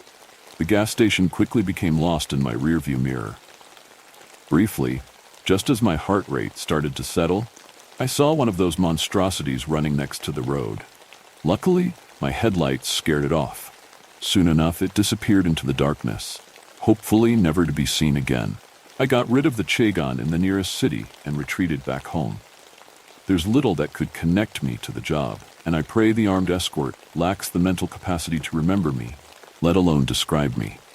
Next time I see my colleagues, those that with such warning put me in touch with Dr. Bharat, I'll tell them they were right to warn me. I've driven trucks for most of my life, but no cargo has been as haunting as the one I drove for Dr. Bharat. As the last story whispers away, a new horror stirs from the depths. Ready for what's next? I am a detective in charge of figuring out what happened to the passengers of a plane crash. This is what they found. Aerophobia Journal. Entry of Jared Phillips, Bermuda Triangle. July 19, 1985. Been 2 days since it all started. Everyone is missing. I found this journal lying on the floor of this claustrophobic nightmare and decided to document our harrowing ordeal in this hellscape. So far, it's just me and 2 others, Jermaine and Yusuf. We were originally booked on a flight from Miami to San Juan, but midway through we saw a deep purple mist outside the windows. The mist soon infiltrated the plane, enveloping us in this mortifying gas. That's the last thing any of us remember before everything went dark. Now, we find ourselves trapped on this plane, which is eerily stationary in the sky at around 35,000 feet. Strangely, the aircraft seems to be in perfect condition, aside from some metal plates that are crushed and broken. Despite the plane's apparent operational state, all communication systems are down, and we have no way to reach emergency services. Persistent gas outside might be responsible for the malfunctioning communication, adding to our isolation. To sustain ourselves, we've been relying on prepackaged airline food, sandwiches and salads, hoping they'll spoil quickly and force us to deal with the reality of our situation sooner rather than later. So far, nothing too extraordinary has happened, but the atmosphere is growing increasingly unsettling. I'll continue to update this journal in case anything changes. Bermuda Triangle, July 20th, 1985. As I mentioned previously, Something interesting has occurred. Trying to entertain ourselves, we found a rotting carcass. It shook us all with complete terror. We ran back as soon as we saw it. The corpse was surreal.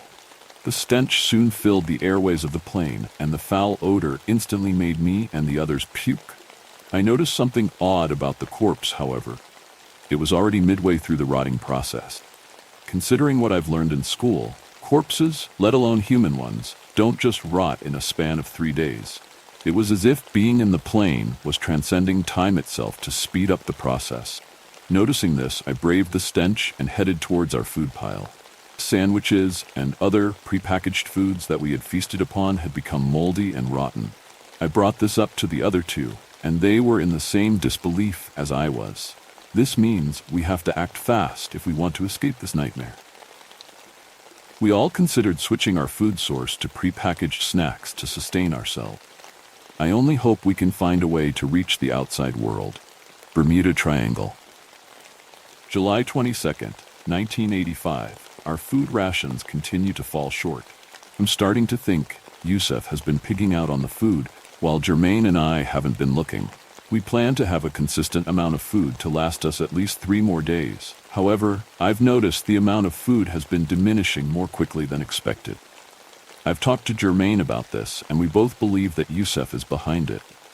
We think he ate more while we were searching for a way out. If this continues, we're going to have to start indulging in the rotten and spoiled meals scattered throughout. Bermuda Triangle, July 25th, 1985. The worst has come to fruition. Due to Yusuf's continued habits, we've had to sustain ourselves with rotten meals. I was the first to brave such an abhorrent practice. I took a deep breath and quickly bit into a piece of the heart-wrenching meal. I nearly threw up, but managed to swallow it in time. The others followed suit. Jermaine and I are starting to develop true malice towards Yusuf. It's his fault, after all. If he hadn't been selfish and eaten all the previous rations, we might have had more resources and could have put more effort into something productive, like searching for a way out. From now on, I'm going to have to put my foot down when it comes to food. Bermuda Triangle, July 26, 1985. While sleeping yesterday, a noise persisted. The noise was reminiscent of a growling tap. Kept me up all night. I spoke to the others about it. They said they heard no such thing. Luckily, we managed to find an assortment of canned foods in a cabinet near the staff kitchen.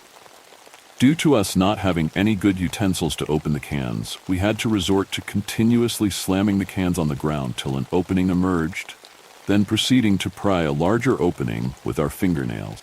Speaking of our fingernails, our hygiene hasn't been the greatest. We smell as if we came straight out of a pig pen. We had used all of the toothpaste and cleaning supplies on the plane.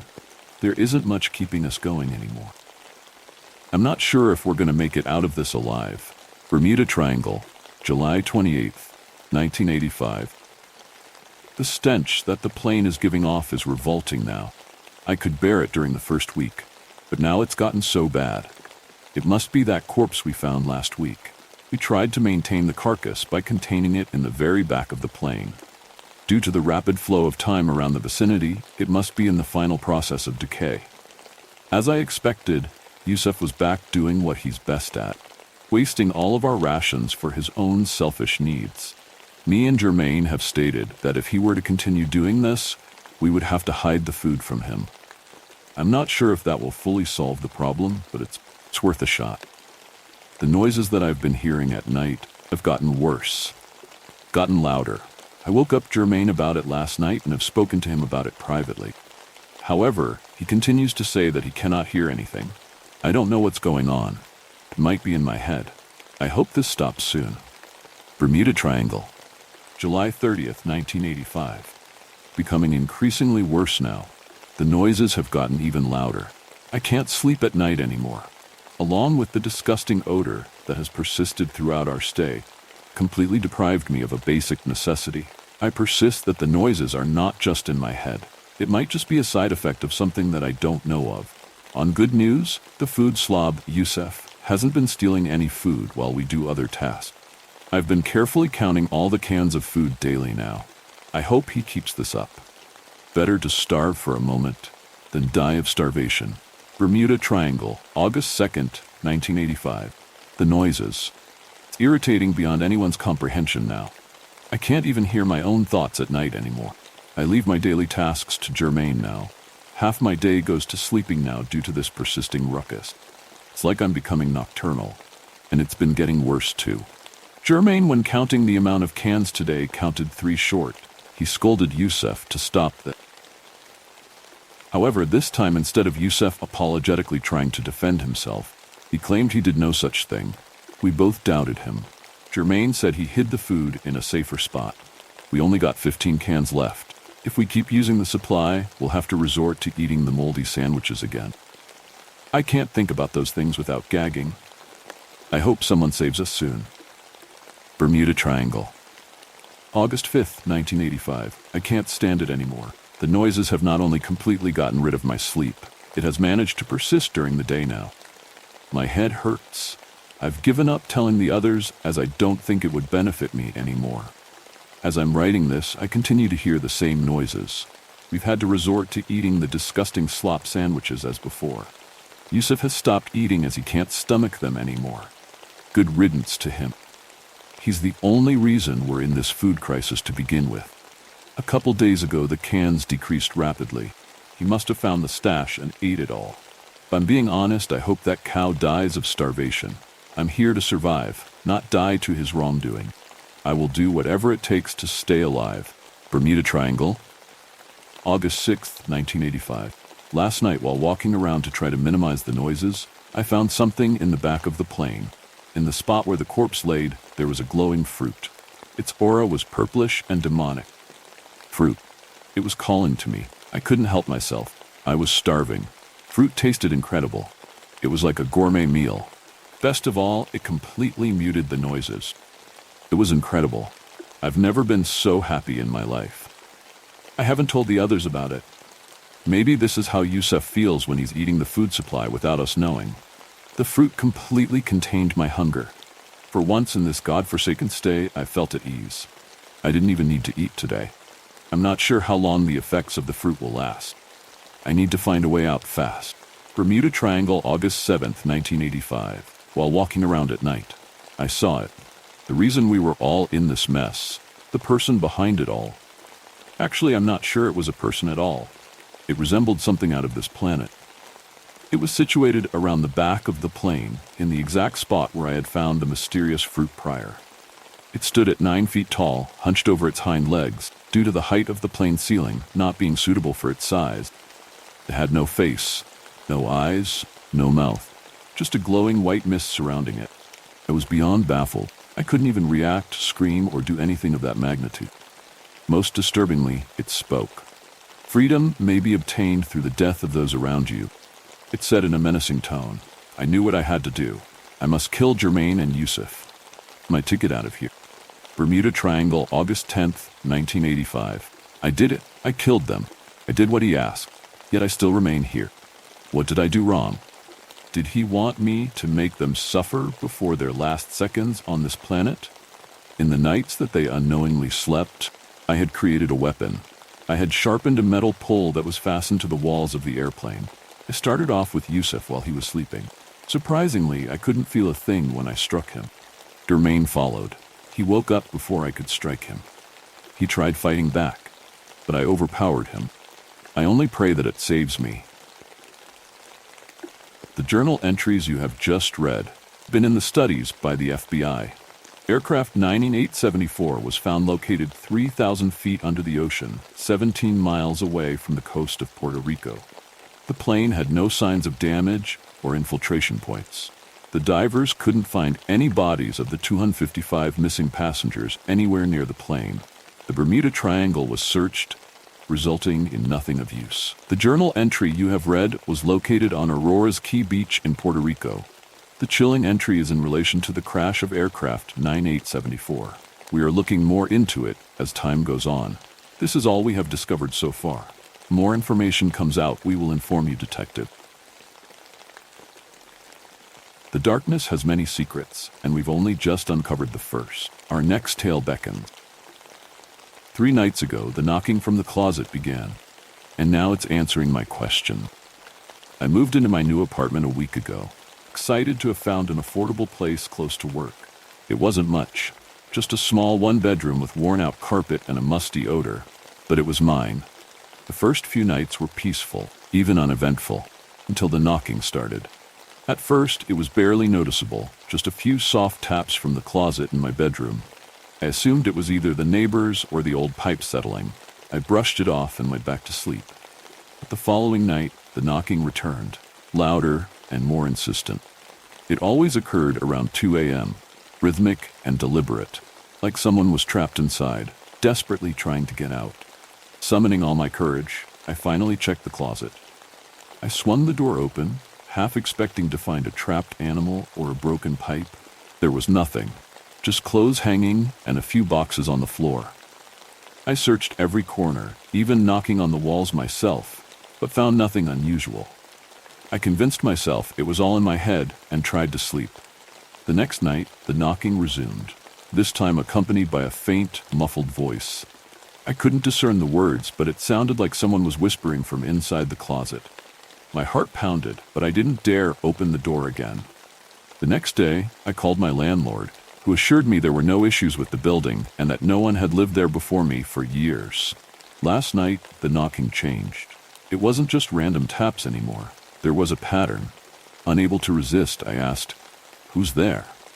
The knocking paused briefly, then resumed, louder, almost frantic. I asked another question, "Do you need help?" The knocking grew erratic, as if it was responding to me. I decided to record the sound with my phone. When I played it back, my blood ran cold. Through the static, I heard a voice, faint but unmistakable, "Let me out." I haven't slept since. Every night, the knocking grows louder and the voice becomes clearer. I'm terrified to open the closet door, but I know it's only a matter of time before I have to. Because now, when I ask questions, it answers. Desperate for an explanation, I spent the next day researching. I scoured the internet for anything about the apartment, the building, or even the entire block. There were no reports of deaths, no grisly crimes, nothing that could explain what was happening to me. The only thing I found was a vague mention of someone going missing in the area years ago, but it didn't seem connected. That night, I tried something different. I left the closet door open before going to bed, hoping that would stop the knocking. But at 2 a.m., like clockwork, the knocking began. It was louder this time, and the voice that followed was unmistakable. "Why won't you help me?" it said, clear as day. My heart pounded in my chest. I wanted to respond, but fear had stolen my voice. The next morning, I called a friend, desperate for someone to believe me. They came over and we sat in my living room staring at the closet door. "It's just an old building," they said. "You're stressed from moving. It's nothing." But I could see the fear in their eyes. They were trying to reassure me, but they didn't really believe what they were saying. That night, my friend stayed over and we kept watch, our eyes fixed on the closet door. At 2 a.m., the knocking started again. We both jumped, wide-eyed with terror. My friend grabbed my arm, their voice trembling as they asked, "Is this a joke?" I shook my head, too drained to explain. The knocking grew furious, like something was trying to break free. We watched in horror as the closet door slowly creaked open, revealing nothing but darkness inside. My friend bolted from the apartment, leaving me alone with the open door. I wanted to follow, but I was paralyzed with fear. My eyes locked on the empty space beyond the closet door. I don't know how long I stood there, staring. Eventually, I closed the door and shoved a chair in front of it, praying it would hold. I haven't gone near the closet since. Now, I sleep on the couch. You can call it sleep. Each night, the knocking gets closer, and the voice grows louder. It no longer sounds desperate. It sounds angry. I've tried to leave, but every time I reach the front door, something stops me. It's as if the apartment itself won't let me go. And now, as I sit here writing this, I can hear the knocking again. It's no longer coming from the closet, it's right behind me. Just when you thought it was safe to catch your breath, the night reveals another horror. Update. My friend was arrested after showing me a website about aliens in 2003, and I haven't heard from him since. I thought sharing my experience with the wild animal and the strange round object would put an end to this, but I was completely wrong. On Wednesday around 8 p.m., I received a private message from a Redditor who claimed they had a similar experience back in March 2018. Their message read, "I read your post about your friend Samuel and all that chaos with the police and the animal attack. I'm relieved I'm not alone in this."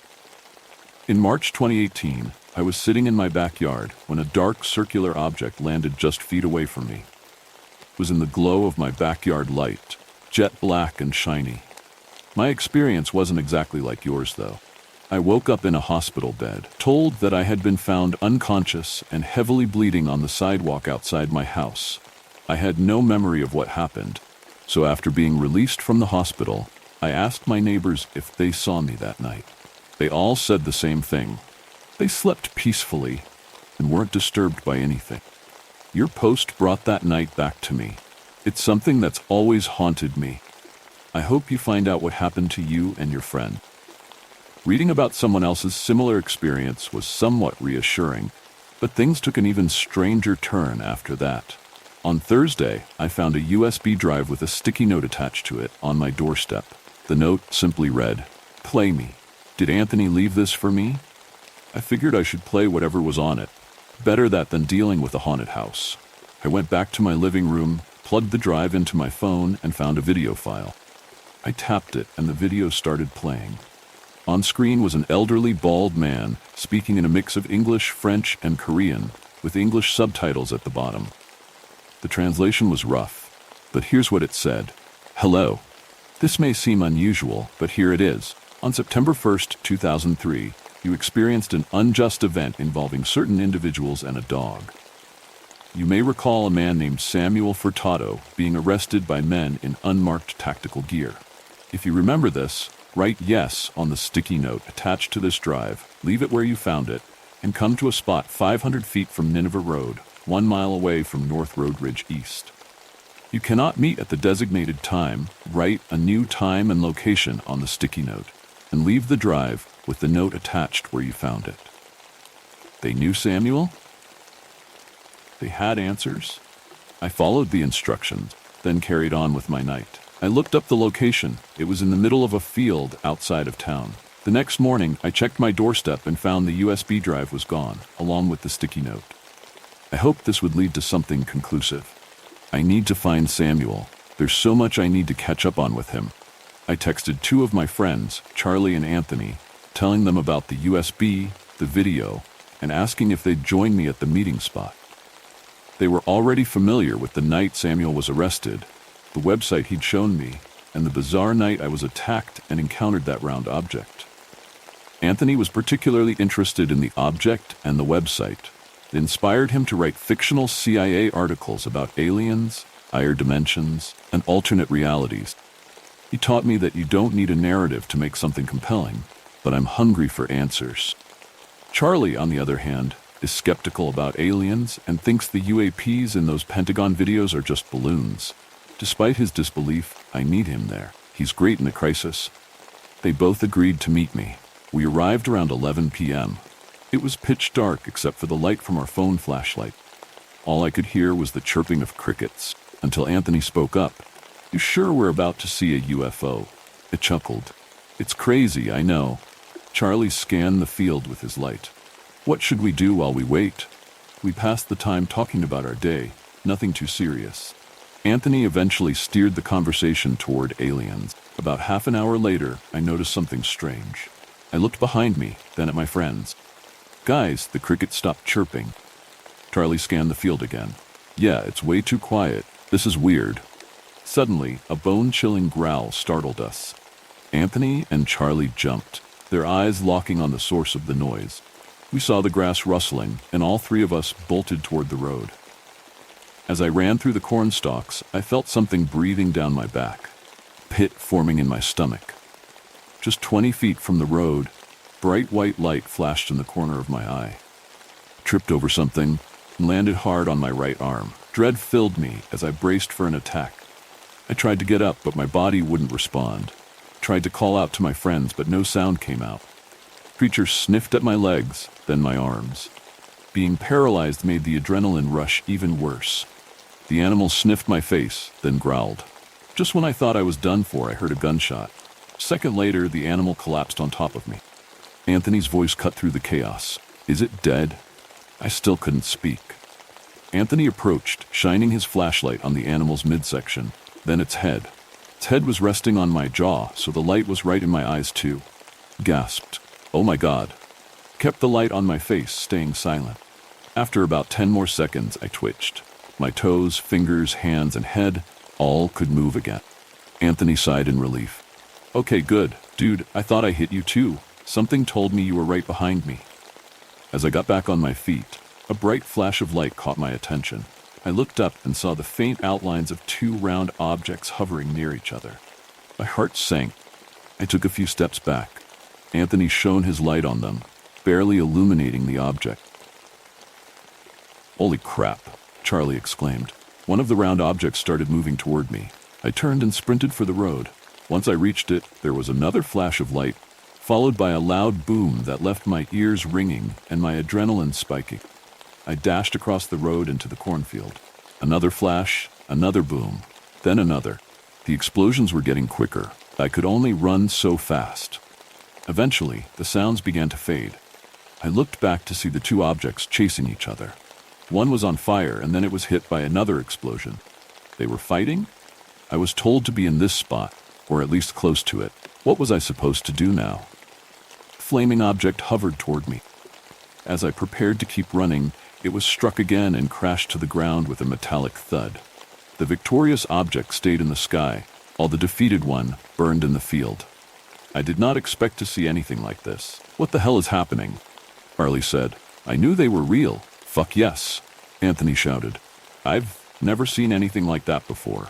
I thought I was about to die, I said, struggling to process the fact that I had just witnessed two extraterrestrial objects battling. As I contemplated fleeing the area, I heard a voice, like my own inner voice, but deeper. Hello, we apologize. We were forced to defend ourselves from an act of terror. We will ensure this never happens again. You will receive the support you need at another time. We will provide you with a sheet of paper where you can write a time and location that respects both your mental wellness and our guidelines for visiting this planet. Leave this area immediately before the crashed vehicle attracts attention from your local authorities. I didn't need to be told twice. I called out to my friends and found Anthony standing 20 feet from the wreckage, filming it with his phone. Charlie, who had a gun of his own, put a hand on Anthony's shoulder and urged him to leave. I wanted to start filming too, but I felt an overwhelming need to get out of there. Soon, Anthony finished filming, and we made our way back to the road, found our car, and headed back to town. A minute later, flashing red and blue lights rushed toward us. Two police or SWAT vans sped by. Charlie, sitting in the passenger seat, looked at me like he was about to say something. Then he just looked down at his phone. Anthony sighed from the back seat. Another cover-up. When I got home, I checked my doorstep. Still nothing. I came up with a good time and location for the meeting, then carried on with my night. I'm relieved my friends and I are safe. I have no idea what those extraterrestrials want from me. It's surreal to even be in this situation. Anthony also told me he grabbed a small piece of dark metal from the field. He's trying to figure out what to do with it now. Only time will tell what happens next. I still don't know where Samuel is. But whoever spoke to me telepathically gave me a hunch, one that doesn't feel like it's mine.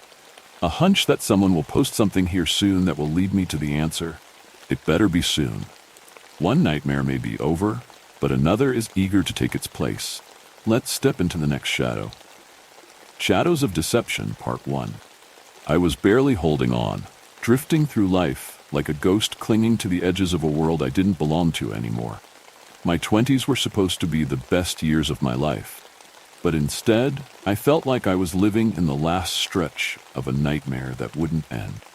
I kept thinking about when it all went wrong, if there was some exact moment I could point to.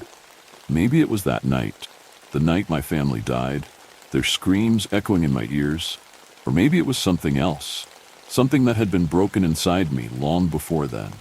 I still see the fire every time I close my eyes. I hear the crackle of flames, feel the smoke clawing at my lungs, the unbearable heat singeing my skin as I tried to reach them. I tried so hard, I clawed and fought through the burning wood, screaming their names. The smoke was too thick, the heat too much. I made it out. I don't even remember how. They didn't. The darkness that swallowed them never left me. It was like something inside me died with them that night, and what was left was hollow, just a shell of who I'd been. I drifted after that. Nowhere felt like home. I was homeless, just moving from one place to the next, always on the edge of things. I'd look at myself in the broken shards of windows and barely recognize the person looking back. Eyes sunken, skin pale and stretched tight over my bones, hair matted and unwashed. I looked like someone who was already dead. The drugs, they came next. At first, they were an escape, a way to numb the pain, to drown out the memories that haunted me every time I closed my eyes. Pills, powders, needles, I didn't care. Anything that could take the edge off, that could make me feel less, or maybe more. Didn't matter. I needed something to fill the void, something to make me feel alive again, even if it was just for a moment. But it got worse. I started to see things. Shadows moving in the corners of my vision, whispers I couldn't quite make out. I'd feel a cold breath on the back of my neck, touch on my shoulder, but when I'd turn around, no one was there. First, I thought it was just the drugs, the hallucinations they warned you about in those old DR commercials. But the things I saw, they felt real, more real than anything else in my life. There was one night, one bad night, when I was in an abandoned building, squatting with a few other users. I was coming down hard, shaking, sweating, my skin crawling like it was alive. I could feel eyes on me, eyes everywhere watching. I saw them in the walls, black and empty, staring right into my soul. I tried to ignore them, tried to convince myself they weren't real, just another trick of the drugs. But then the whispers started, low at first, like a breeze rustling through dead leaves. They grew louder, more insistent, hissing my name from the shadows. I wanted to scream, to run, but my legs felt like lead. And then I saw her, my little sister, standing in the doorway. Her hair was matted, her clothes burned and torn, her skin pale, too pale, like she'd been drained of all color. Her eyes, God, her eyes were just empty sockets, black and bottomless, staring right at me. "James," she whispered, her voice sounding like the crackling of flames. "Why didn't you save us?" I backed away, my heart pounding in my chest, my breath coming in ragged gasps. "You're not real," I muttered. "You're not real." But she just kept coming, closer and closer, her burned hand reaching out for me.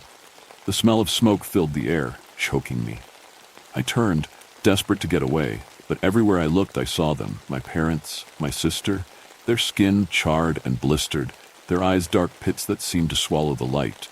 I ran. I don't even remember how I got out, just that I was suddenly on the street, the rain pouring down, mixing with the tears on my face. I could still hear them, still feel their eyes on me, even though I knew they were gone, had been gone for years. But I kept seeing them, night after night, in the shadows, in the reflections of puddles, in the faces of strangers passing by. I was losing my mind, or maybe I already had. Rehab became my second home, but it never stuck. I'd get clean for a while, think maybe I could outrun it. The whispers always came back, and I'd find myself with a needle in my arm or a bottle in my hand, trying to drown them out. And then, last night was the worst of all. I found myself on the edge of a bridge, staring down into the dark, churning water below.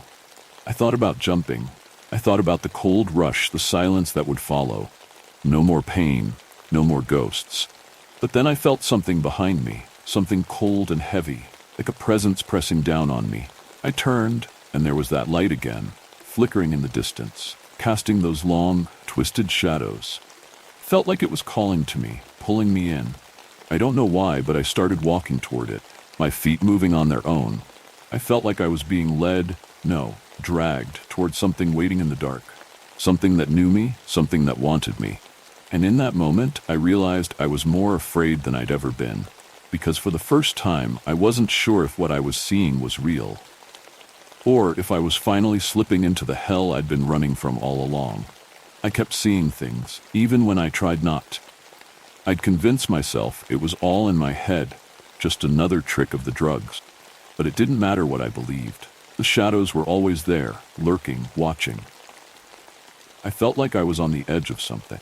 Like if I didn't hold on tight, I'd slip right off into whatever hell waited for me below. I knew I needed to get it together, at least enough to get a job. Anything that would keep me from going under. My health was getting worse. The drugs had torn my insides apart. I had stomach pains that twisted me up, headaches that felt like my skull was splitting open, and my hands wouldn't stop shaking. I needed money for medicine, or at least enough to keep me on my feet, to stop the constant agony from eating me alive. I went to the clinic a few times, but they wouldn't help without cash. Every doctor I saw just gave me that look, like they were staring right through me. Like I was already gone. You need to get clean, they'd say, over and over, but none of them had any answers for what I should do next. No money, no meds, more pain. And the pain just made everything else worse.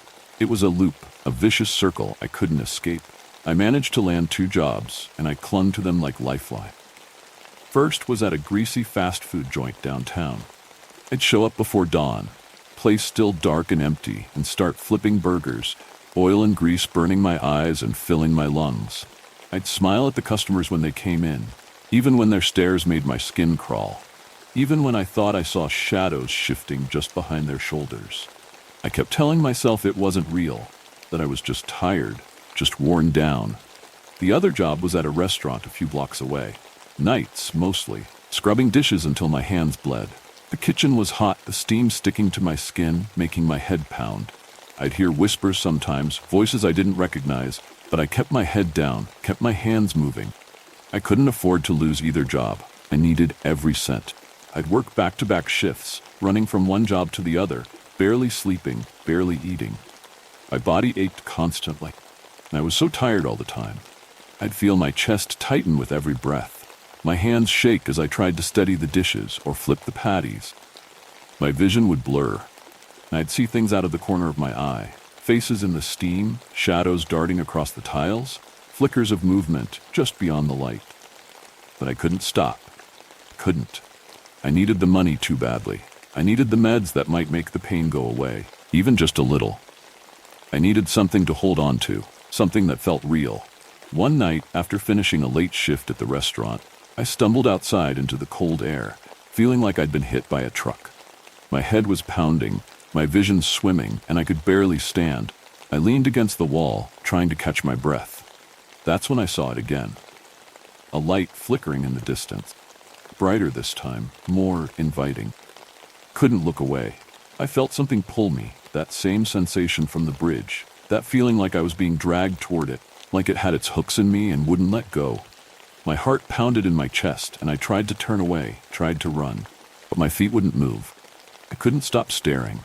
The shadows around the light began to twist and warp, forming shapes, faces I recognized, faces that shouldn't be there. My father, my mother, my sister, their eyes empty and black, their mouths opening in a silent scream. I closed my eyes, telling myself it wasn't real, that I was just tired, that it was all in my head. But when I opened them again, they were still there, still waiting. I backed away, my body trembling, my breath coming in sharp, ragged gasps. I felt like I was on the edge of something terrible, something that was waiting to swallow me whole. But I needed to keep going. I needed the money. I needed the meds. I needed to survive, even if I wasn't sure what I was surviving for anymore. I was trying. God, I was trying so hard to keep it together, to do what needed to be done. At first, things seemed almost normal. You could call anything about my life normal.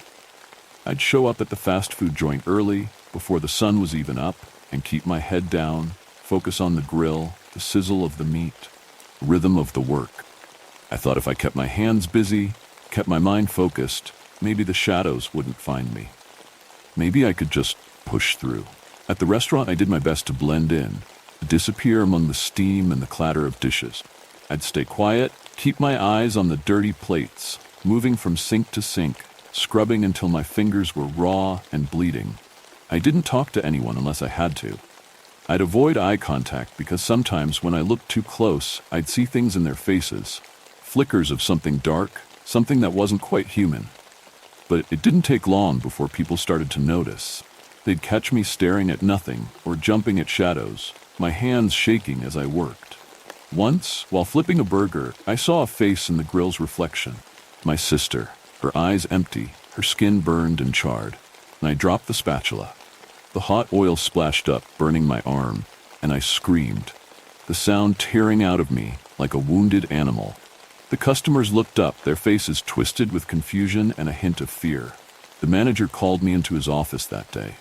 He looked at me like I was something stuck to the bottom of his shoe.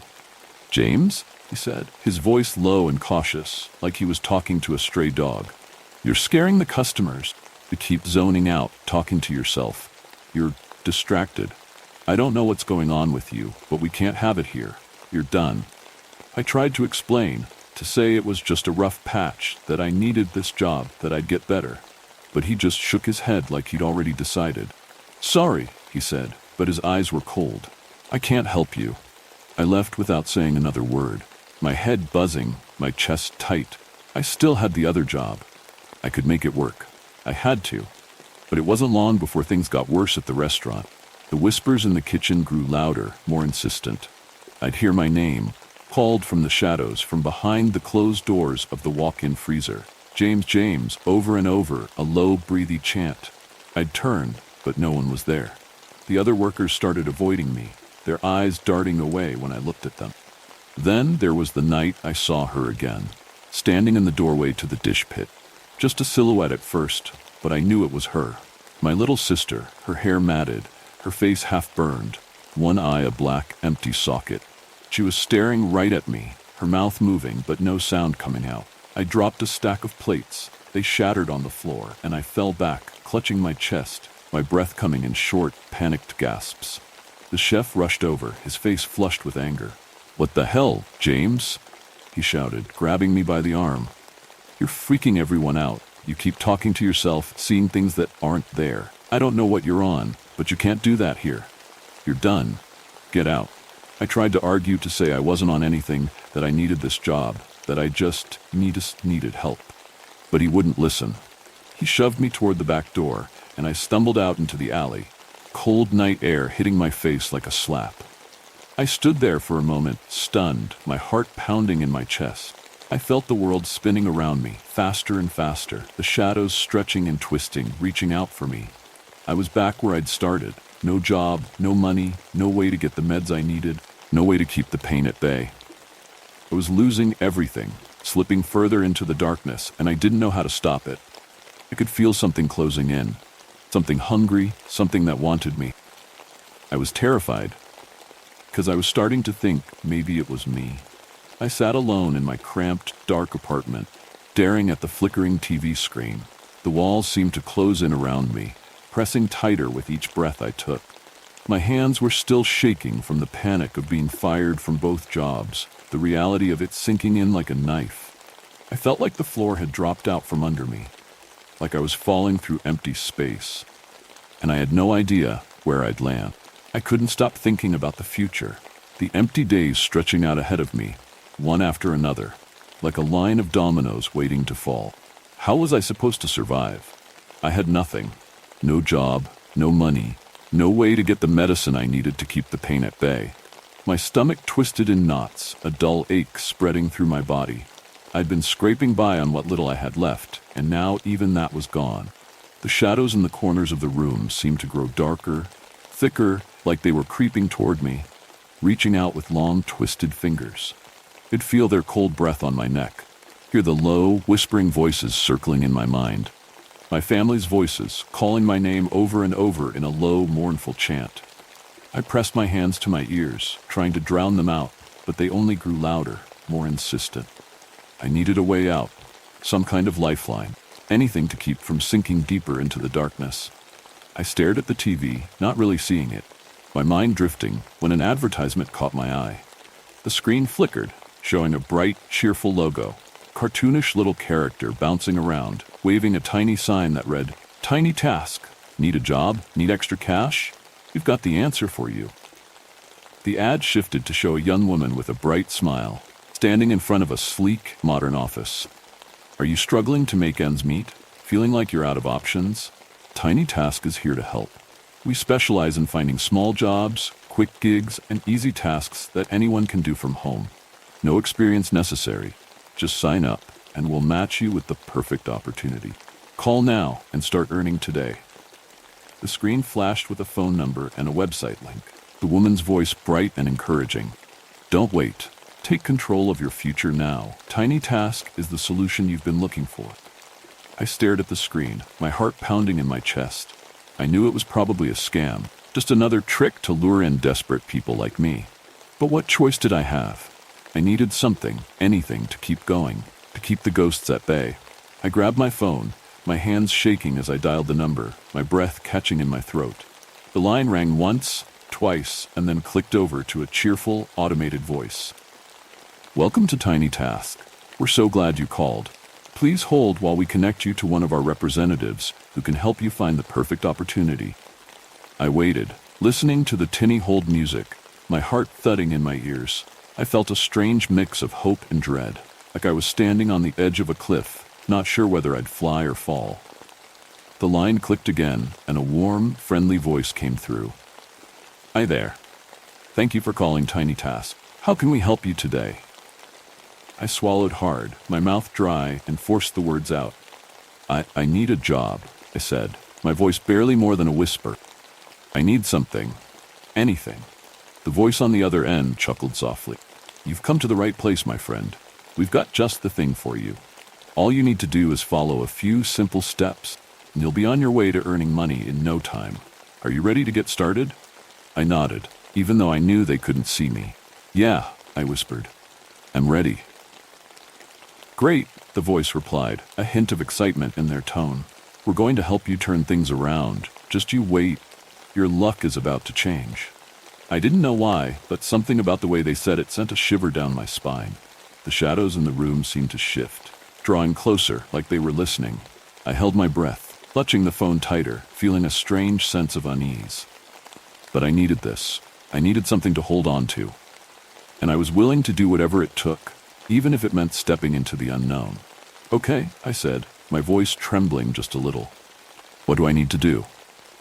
The next day, I found myself standing outside the office building where Tiny Task had told me to go.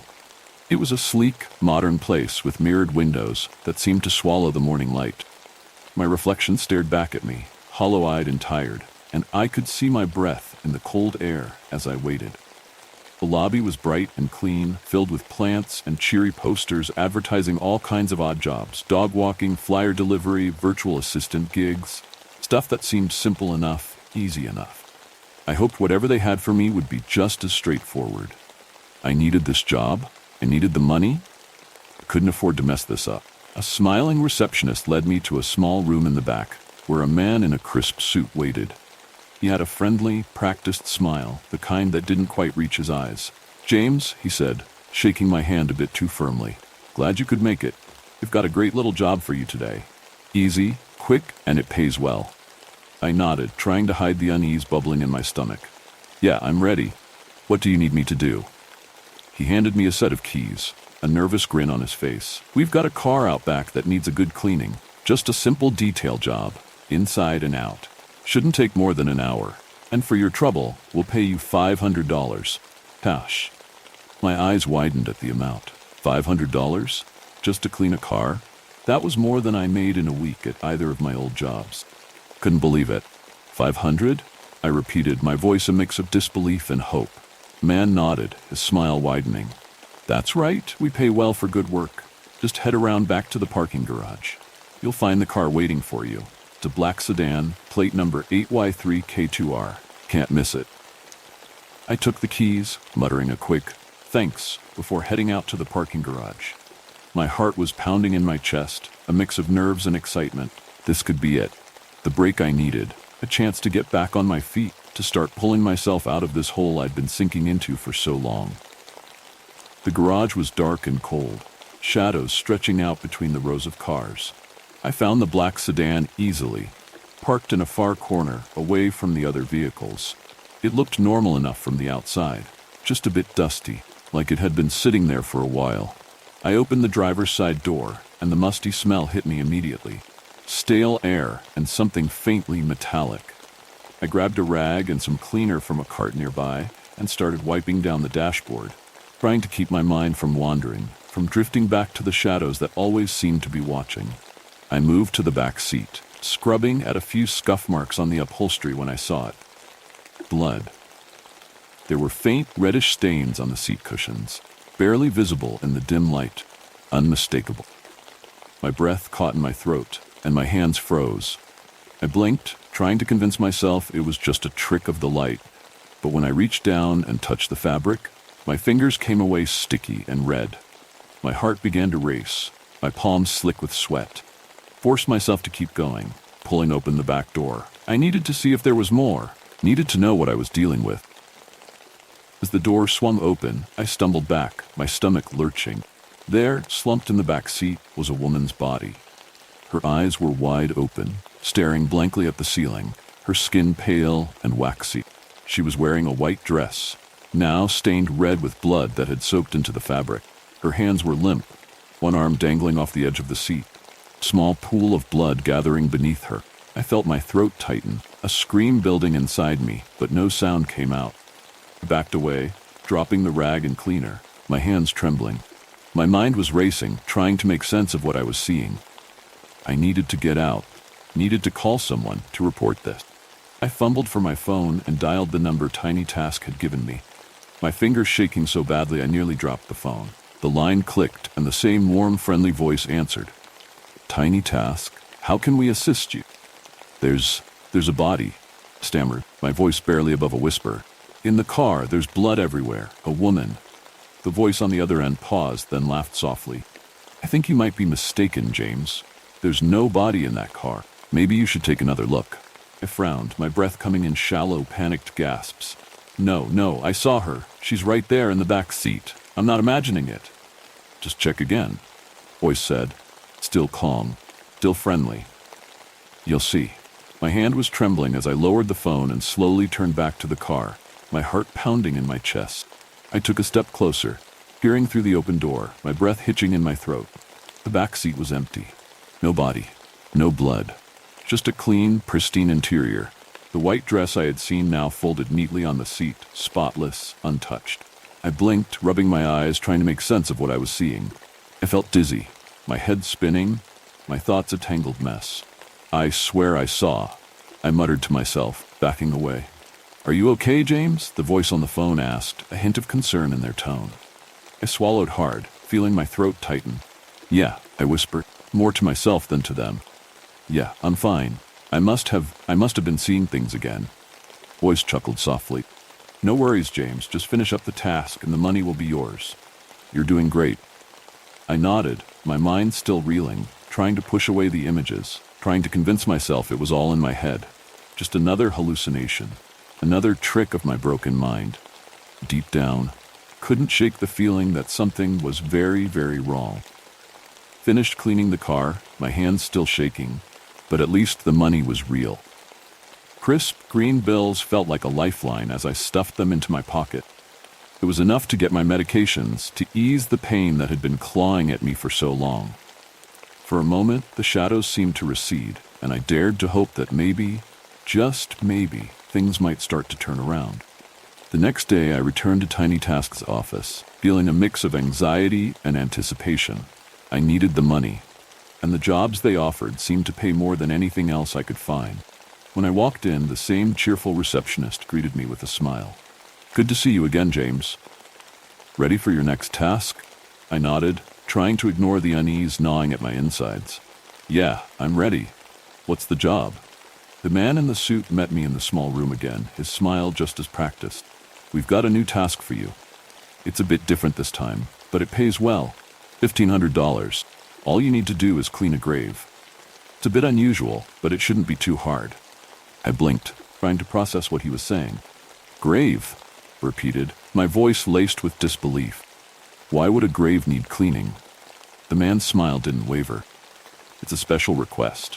Family wants it done before the next ceremony. Just follow the instructions we'll give you, and you'll be done in no time. Think of it as a unique opportunity. $1,500. My mind spun with the possibilities. It was a lot of money, more than I'd seen in a long time. Despite my growing apprehension, I knew I couldn't pass it up. I needed every cent I could get. He handed me a set of instructions and directions to a cemetery on the outskirts of town. I followed the directions, my stomach twisting with a mix of fear and anticipation. The cemetery was quiet and desolate, the graves arranged in neat rows beneath the gray sky. I found the grave marked in the instructions, a simple headstone with a name and date that meant nothing to me. I started working, clearing away debris and weeds, scrubbing the headstone and the surrounding area. My hands moved mechanically, my thoughts drifting back to the shadows that always seemed to lurk just out of sight. The cemetery was eerily silent.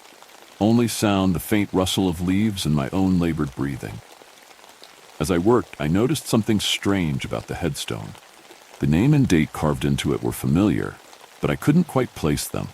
I kept scrubbing, my mind racing, when I finally looked up and froze. The name on the headstone was mine. My full name, the date of death marked as today's date. My breath caught in my throat, and I felt a cold sweat break out on my forehead. I stared at the inscription, my heart pounding in my chest. I rubbed my eyes, trying to convince myself it was a trick of the light, cruel joke my mind was playing on me. But when I looked again, the name was still there, staring back at me. My hands trembled as I continued to clean, my movements jerky and frantic. I could feel panic rising in my chest, my thoughts spinning out of control. Was this some kind of sick game? A message from the shadows that had been haunting me? I tried to steady my breathing, pushing through the fear that was clawing at me. I finished the task as quickly as I could, my heart racing, my mind a tangled mess of terror and confusion. I tried to convince myself it was just another hallucination, just another trick of the shadows that always seemed to be lurking. When I returned to Tiny Task's office, I handed over the completed job report. The man in the suit accepting it with a smile. "You did great, James. Here's your payment." I took the envelope with the cash, my hands still shaking. I thanked him, my voice barely above a whisper. I couldn't get out of there fast enough, the weight of what I had seen pressing down on me. As I left the office, I tried to calm my racing heart, push the images out of my mind. I had the money I needed for my medications, but the fear and unease lingered, gnawing at me like the shadows that always seemed to follow. I told myself it was just a bad dream, a trick of my mind. I had to believe that, or I'd lose my grip on reality entirely. As I walked away, the darkness seemed to close in around me, and I couldn't shake the feeling that something far worse was waiting just beyond the edge of the shadows. With the $1,500 in hand, I managed to get my medications and a few extra supplies to help with my health. For a short while, it felt like things were finally starting to look up. I continued working with Tiny Tasks, completing each job as it came, always pushing through the unease that clung to me like a second skin. The tasks varied from day to day, cleaning offices, delivering packages, running errands. The work was often mundane, sometimes strange, but it kept me afloat, kept me moving. The pay was good, and I was grateful for the income. I did my best to focus on the jobs, to stay busy and keep my mind occupied. But despite the relief the money brought, the shadows never really left me. They were always lurking, shifting in the corners of my vision, whispering in the dark. I'd catch glimpses of them in the mirror, in the reflections of windows always just out of reach. They seemed to grow darker with each passing day, constant, creeping presence that I couldn't shake. At work, I'd find myself jumping at the smallest noises, my hands trembling as I moved from one task to the next. I'd see fleeting shapes darting across walls, hear murmurs that sounded almost like my name. I told myself it was just my mind playing tricks on me, that the stress and exhaustion were getting to me. I'd try to keep busy, to drown out the creeping paranoia by throwing myself into the work. Sometimes I'd talk to myself, whispering reassurances, telling myself it was all just in my head. It was the only way I could get through the day without falling apart. The whispers never stopped, and the shadows seemed to grow thicker, more tangible, like they were closing in on me from all sides. One evening, after finishing a particularly grueling job, I sat alone in my small apartment, the dim light from a single lamp casting long shadows across the walls. I tried to relax, focus on the TV, but the flickering images only seemed to make the shadows dance more aggressively. I glanced at the clock. Late, too late to call anyone, too late to do anything but try to sleep. I got up, feeling the familiar tightness in my chest, and moved to the kitchen for a glass of water. As I filled the glass, I caught a glimpse of movement in the darkened hallway. My heart leaped into my throat, and I spun around. The hallway was empty. I took a deep breath, trying to steady myself. Just tired, I muttered. Just seeing things. I tried to shake off the feeling, but it clung to me. I lay down on my bed, staring at the ceiling, my mind racing. I kept thinking about the grave, the name on the headstone. Felt like a message, a warning. I couldn't escape the feeling that something was waiting for me, something I couldn't quite understand but knew was coming. Sleep came fitfully, plagued by nightmares of dark figures and empty graves.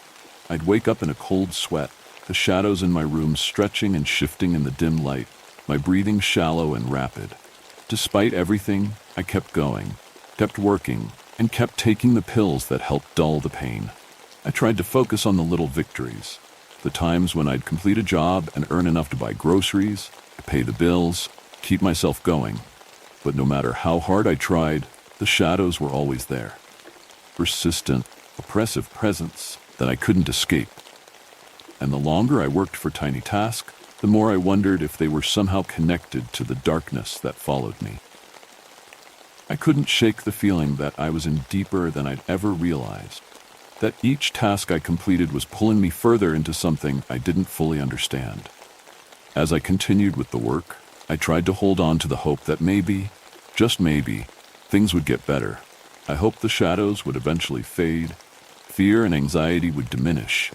But for now, all I could do was keep moving forward, keep working, and try to ignore the creeping darkness that seemed to follow me wherever I went. One morning, I received a new assignment from Tiny Task that seemed almost too good to be true. I was to work for an elderly couple living in a house out in the countryside. The job was set to last for 4 days and involved a variety of tasks: cleaning their house, cutting the grass, and doing some grocery shopping. For all this, they were offering a hefty sum of $5,000. Prospect was enticing. It was more money than I'd ever made in one go, and the idea of working somewhere out in the countryside seemed like a chance for a change of pace, a brief escape from the shadows that always seemed to be lurking in the corners of my life. Packed my things, filled with a mix of relief and apprehension, and set out for the couple's home. The drive took me through winding roads, past rolling fields and dense woods, until I finally arrived at a charming, weathered farmhouse surrounded by a sprawling lawn. The house was picturesque, with ivy climbing up the old stone walls and flower beds bursting with color. I took a deep breath, trying to savor the fresh country air, and headed to the front door, ready to start what I hoped would be a straightforward job. I had no inkling that this task alter the course of my life. Shadows of Deception Ends, Part 2. I arrived at the farmhouse around 10 a.m. The sun was shining, casting a warm glow over the rolling fields and the old house. The elderly couple greeted me warmly at the door, their smiles genuine and inviting. The husband, a tall man with a thick gray beard and a twinkle in his eye, shook my hand firmly. "Welcome, James. We're glad you're here. I'm Henry, and this is my wife, Martha." Martha, a petite woman with silver hair pulled back into a neat bun, nodded kindly. "Nice to meet you, James. We're really looking forward to having your help." They showed me around the house and gave me a rundown of what needed to be done: cleaning dishes, tidying up the home, and some basic yard work. The task seemed manageable, and I got straight to work, starting with the dishes and moving on to dusting and sweeping. As I cleaned, I couldn't shake the feeling that something was off about the house.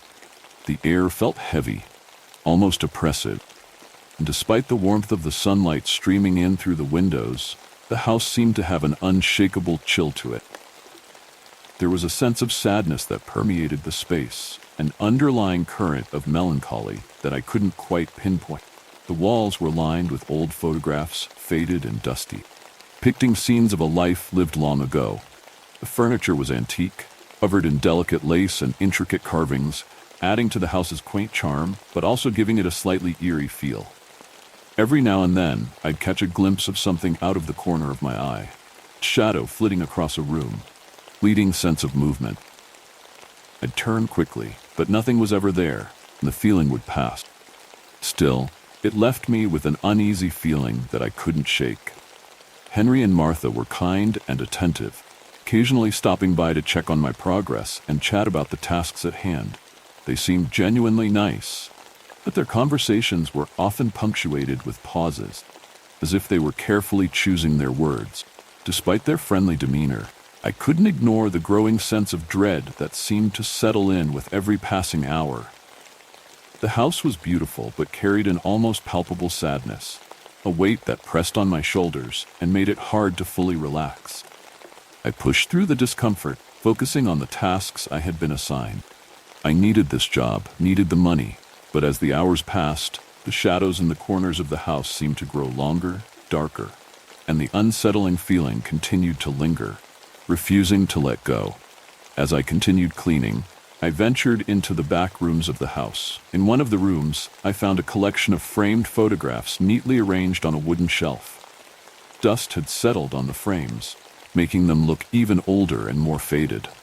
One particular photo caught my eye. It showed a happy family, Henry and Martha, a man who must have been their son, a woman, and a young child. They were all smiling, gathered together in what looked like a sunlit park. The joy captured in the photo seemed at odds with the heavy atmosphere of the house. I mentioned the photo to Henry as we were having a quick break. "I saw a picture of your family. It looked like a nice day." Henry's face softened, and for a moment there was a shadow of sadness in his eyes. "Yes, that was taken many years ago. That was our son, David, and his family. They were very dear to us." I could see that the memory was painful for Henry. "What happened to them?" I asked gently, though I was hesitant to pry. Henry took a deep breath, gazed distant. "David's wife, Emily, died in a car accident a few years back. It was a terrible loss. We were devastated. Our grandson, little Tommy, was too young to remember much, but he was taken in by his aunt and uncle. We haven't seen him in years." Martha joined us, her eyes glistening with unshed tears. "It was a hard time for all of us. The accident changed everything. Henry and I try to keep going, but there's always a hole in our hearts."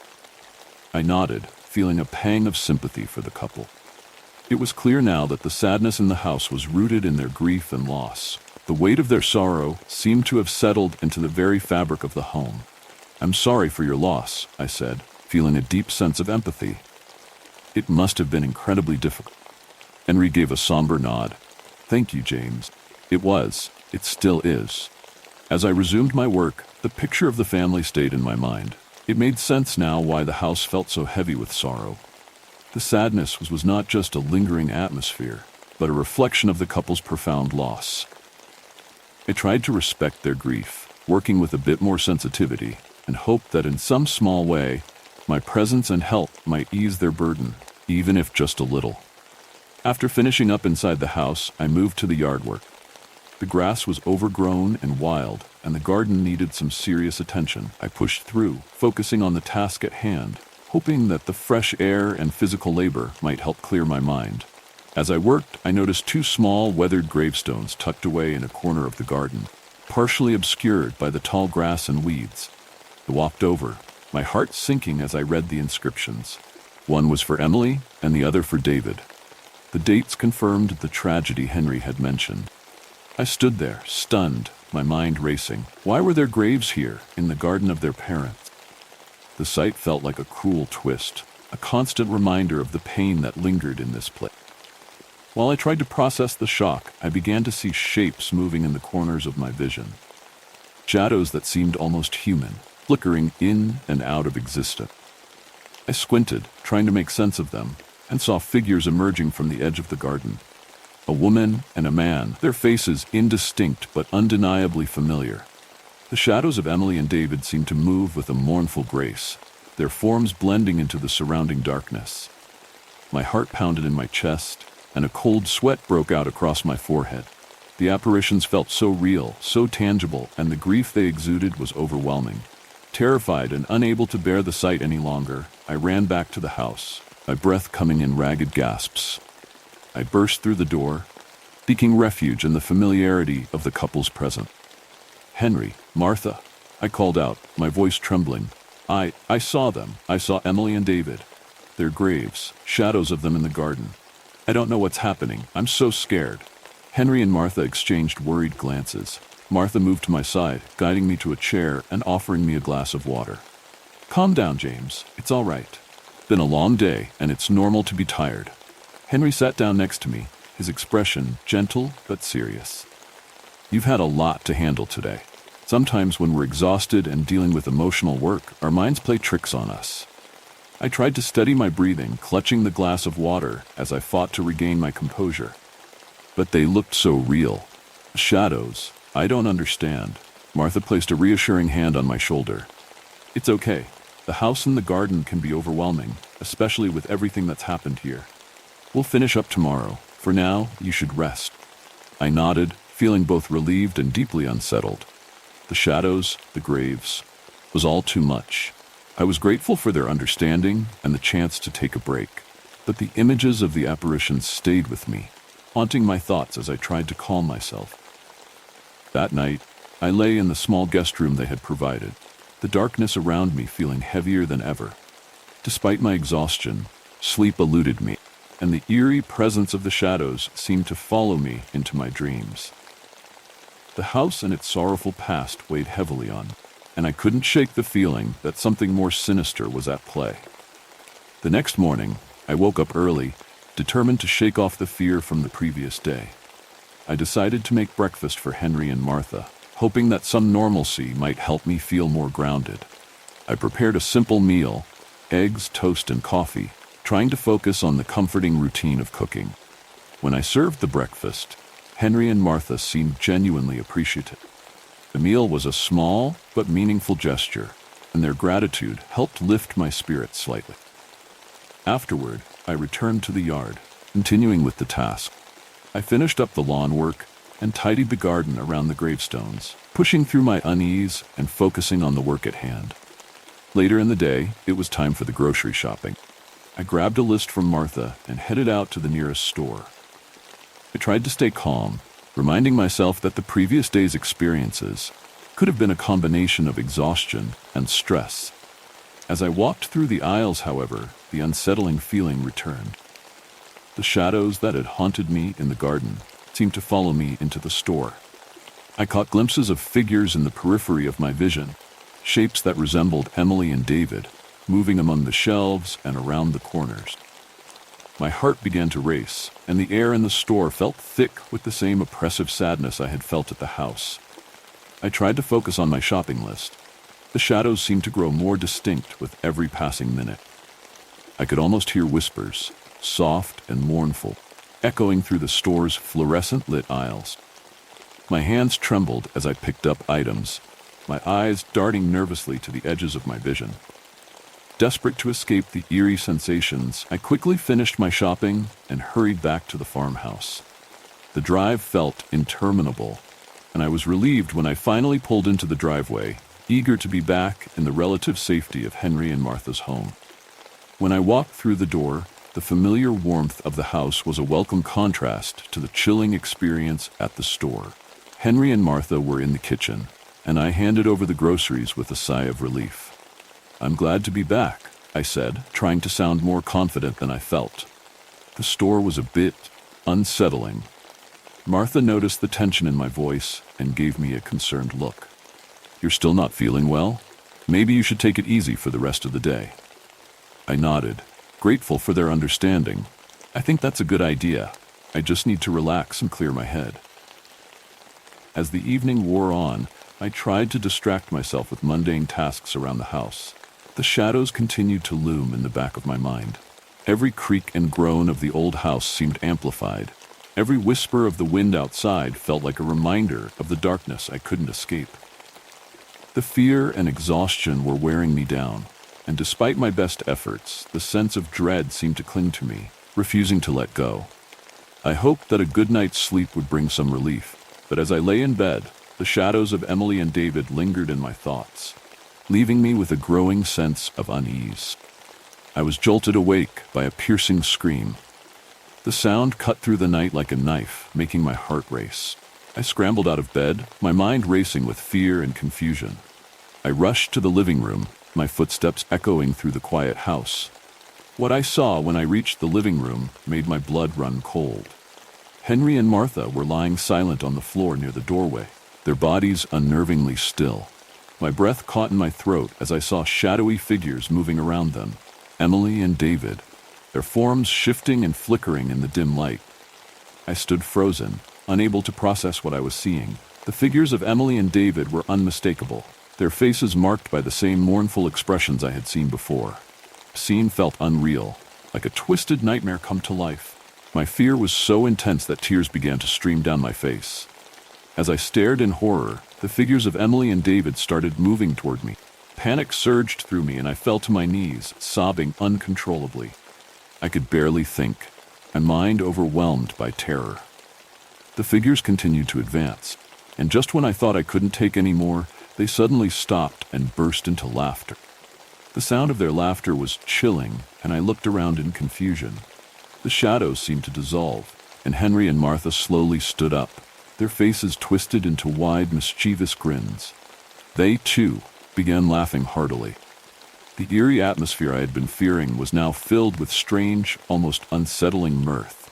I was paralyzed with shock, my emotions swinging from terror to bewilderment. What was happening? Why were they all laughing? Before I could make sense of it, the door to the living room swung open and the tiny task manager walked in, followed by a crew of camera operators. The room was suddenly filled with bright lights and the sound of cameras whirring. The manager approached me with a grin. "Surprise, James. You've been part of a prank TV show this whole time. Everything you've experienced has been staged and filmed for our show. It's all been broadcasted live around the world." My mind reeled with disbelief as the reality of the situation sank in. The shadows, the apparitions, the eerie atmosphere, it had all been a carefully orchestrated act. Fear, the anxiety, it was all part of the show. I looked around at the faces of the crew, the cameras, and the gleeful expressions of Henry and Martha. The room felt unreal, a bizarre juxtaposition of reality and performance. I felt a wave of relief mixed with humiliation and anger. The manager continued, "We wanted to see how you'd react to the supernatural elements we introduced. We hope you're okay." How things turned out. As the laughter and chatter of the crew filled the room, I struggled to come to terms with what had happened. The fear I had felt was genuine, but it had been manipulated for entertainment. The experience had been a harsh reminder of how reality and perception can be twisted in ways you never expect. I tried to steady my breathing, my emotions a chaotic swirl. I was grateful that the fear was just a stunt. The emotional toll was real. Prank had been elaborate and cruel, and I was left to grapple with the intense feelings it had stirred up. As the crew packed up their equipment and the cameras were turned off, I was left alone with my thoughts, trying to process the events and find a way to move past the unsettling experience. Just when you thought it was safe to catch your breath, the night reveals another horror. Foster care sent me to live with a satanic cult. I grew up in foster care, shuffled from one family to the next. The longest I stayed with any one family was 2 years. They had multiple kids, made a good deal of money from keeping us. We lived on ramen and pickles, while they feasted on roasted chicken and pork tips. A year before I ended up with that family, I lived with a satanic cult. When you think of Satanists, you probably think of people in all black with bad tattoos, stringy hair, and mean eyes. I did. I had no idea it was a cult until I heard the chanting late at night. These people wore khakis and long denim skirts. They had cheap haircuts and bare faces. They went to church and made casseroles for their neighbors. Little did the neighbors know what the casseroles were made of. The bodies had to disappear somehow. Maybe if the cult had hungry pigs, they could do it that way, like mobsters do on TV. But they didn't. They had Fat Pam down the street and depressed Bill, whose wife ran off with her lover and left him with 2 kids. Them? That's what people said when the truth finally came out. There were 5 total. One was a youth minister. Unremarkable people who committed unforgivable crimes. No one could have imagined in their wildest nightmares what was happening down in the basement of the house I was now living in. There was one other kid when I got there. Had been there for a few months. I wasn't surprised or disappointed to be sharing a room. I didn't have any real feelings about it. Sometimes having another kid in the house made it less lonely, sometimes not. Some of them were chaos, while others kept to themselves. They knew they wouldn't be seeing you long, so they didn't get too close. Others were on their best behavior, hoping to become a permanent member of the family. This kid's name was Leroy. He was quiet and polite, but I never got the feeling he was trying to be part of this family. I got the feeling he was scared. He tried desperately to make himself invisible by tiptoeing around the house, hugging the walls, never saying a word. The day before he disappeared, he looked shell-shocked, like the lone survivor of a plane crash. It was a hot night in July. You could hear the crickets outside. Beetles bumped against the window. "What's wrong?" I asked. He sat in bed staring back at me. Earth to Leroy.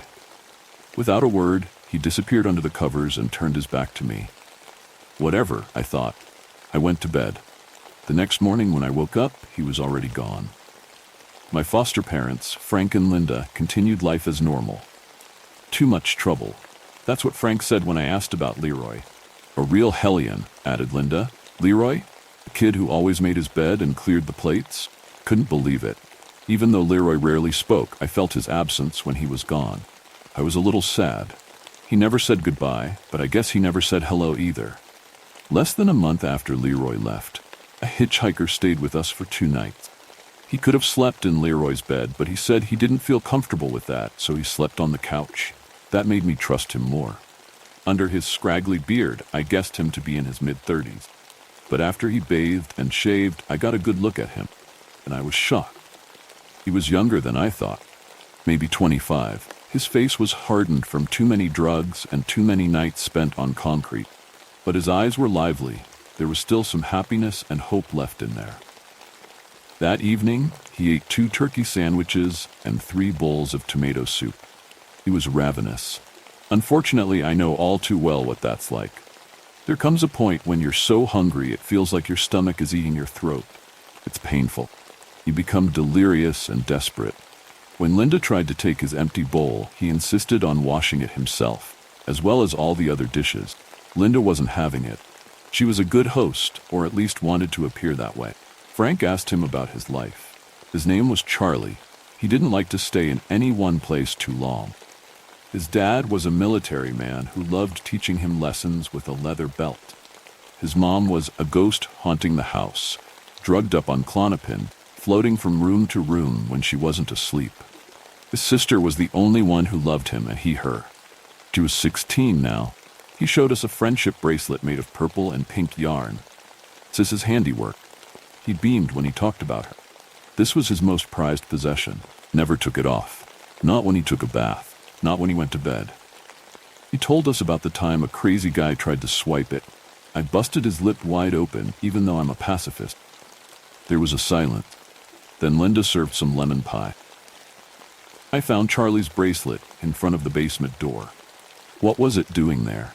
I pocketed it, my mind racing. I felt a presence behind me and turned around. Youth Minister Jim smiled down at me. His teeth were way too white and way too straight, and his smile never reached his eyes. He gave me the creeps. He talked to me about church and some other shit I didn't care about. All I could think about was Charlie. I thought he must be sick over having lost his bracelet. Would he be coming back for it? Of course not, but I didn't know that yet. There was a dinner party in full swing. These parties happened once a month. Youth Minister Jim went to the living room to join the others. The final 2 members of the cult were there eating cheese and crackers. Tim and Drew, a childless couple in their 40s. Later I found out they couldn't have kids, but desperately wanted some of their own, with Kim's button nose and Drew's blue eyes. They prayed to the heavens for help, but God didn't deliver.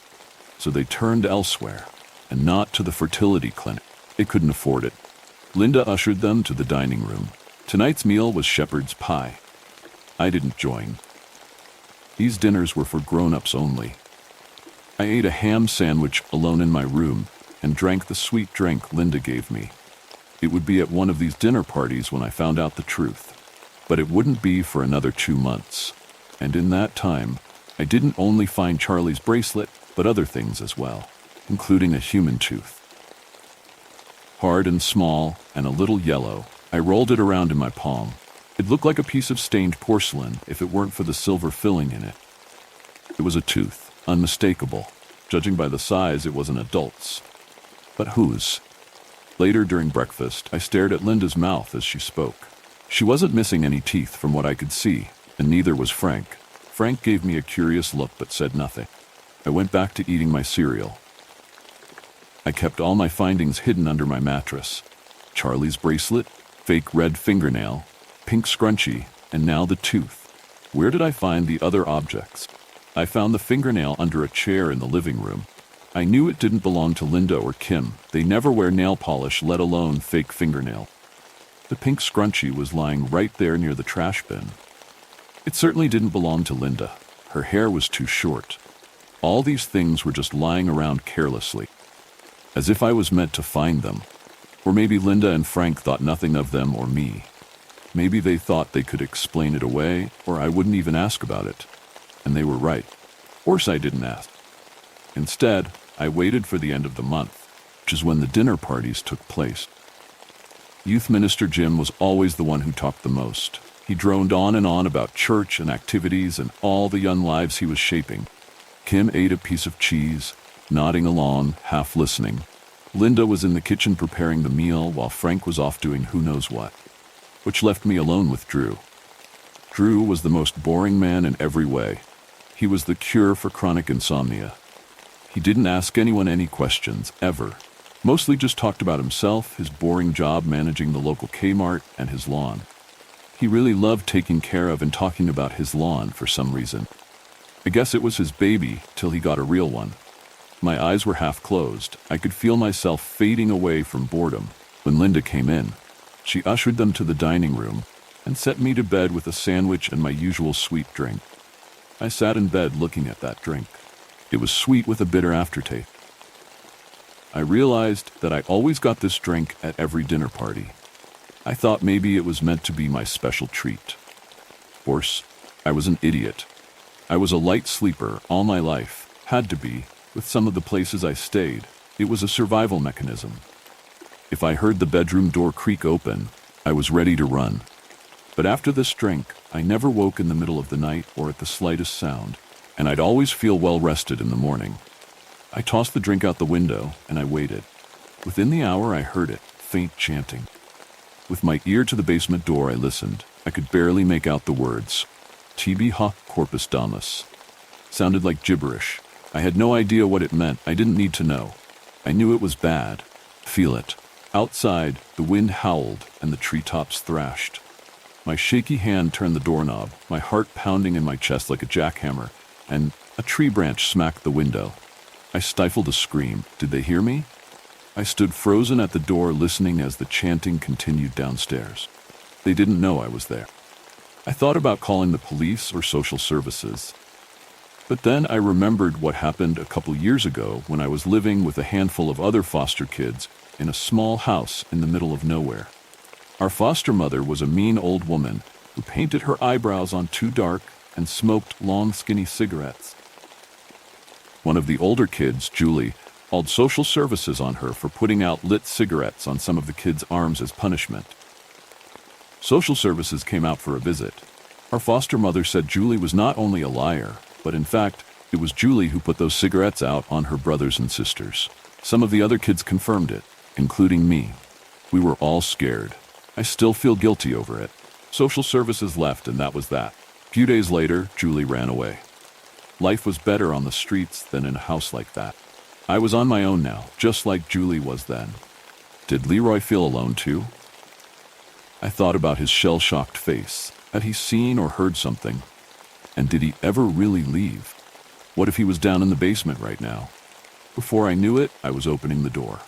As I crept down the stairs, I felt lightheaded and strange, like I was walking through a dream. There was a single lit candle. I stopped in the middle of the staircase and could make out 5 cloaked figures standing in a circle holding hands. Tibi hoc corpus damus. They passed around a butcher knife, and one by one cut hidden parts of their bodies, thighs, torsos, upper arms. Then they smeared blood all over the floor in weird symbols. I gasped. One cloaked figure turned just as I retreated up the stairs. Whoever it was, they must not have seen me, because no one said or did anything. I was in the clear. Now I needed to come up with a plan. I think I have a fever, coughed and squirmed in bed. Linda pressed her palm to my forehead. He frowned. "You do feel warm." Minutes earlier, I had put a hot washcloth on my forehead. "I can still go to church. I really wanna, but what if?" No, you stay in bed." Linda gave me a warm smile. I coughed and gave her a weak one. Later, I listened as Linda and Frank went off to church without me. She brought me chicken soup in bed, but I flushed it down the toilet. Finally, I was alone. I immediately went for the basement door, but it was locked. I searched for the key everywhere, but never found it. Later, I learned Frank actually always kept it with him. Since I couldn't get in the basement, and because I knew if I called the police or social services, Linda and Frank could simply lie, and they'd be trusted, and I'd be screwed, I decided that they would have to be caught in the act. They wouldn't be able to lie then, so I looked for the drugs Linda put in my sweet drink she gave me at every dinner party. It wasn't that hard to find. I found the pills in her bathroom medicine cabinet. A whole pharmacy. Xanax, Valium, Klonopin. I didn't know what any of it was at the time. But then I remembered what Charlie said about his mom. She took Klonopin and she was a ghost haunting the house. And I also remembered how one of my foster dads always took Valium whenever he had to get on an airplane, and it always made him sleepy. I swiped a few Klonopins and a couple Valiums. At the next dinner party, I would find a way to crush them up and put it in the food. Tonight's meal would be meatloaf. I watched as Linda drenched the top of it with ketchup, red, gooey, thick. I grimaced. "Looks good," I lied. Linda smiled. "Where's Frank?" asked. "Had to get some crackers and cheese from the store." Bullshit. There was Swiss, cheddar, and unopened pepper jack in the fridge and a whole box of crackers in the cabinet. I saw them earlier. He really must have thought I was a blind idiot. She finished drenching the meatloaf with ketchup. The entire top was covered in red.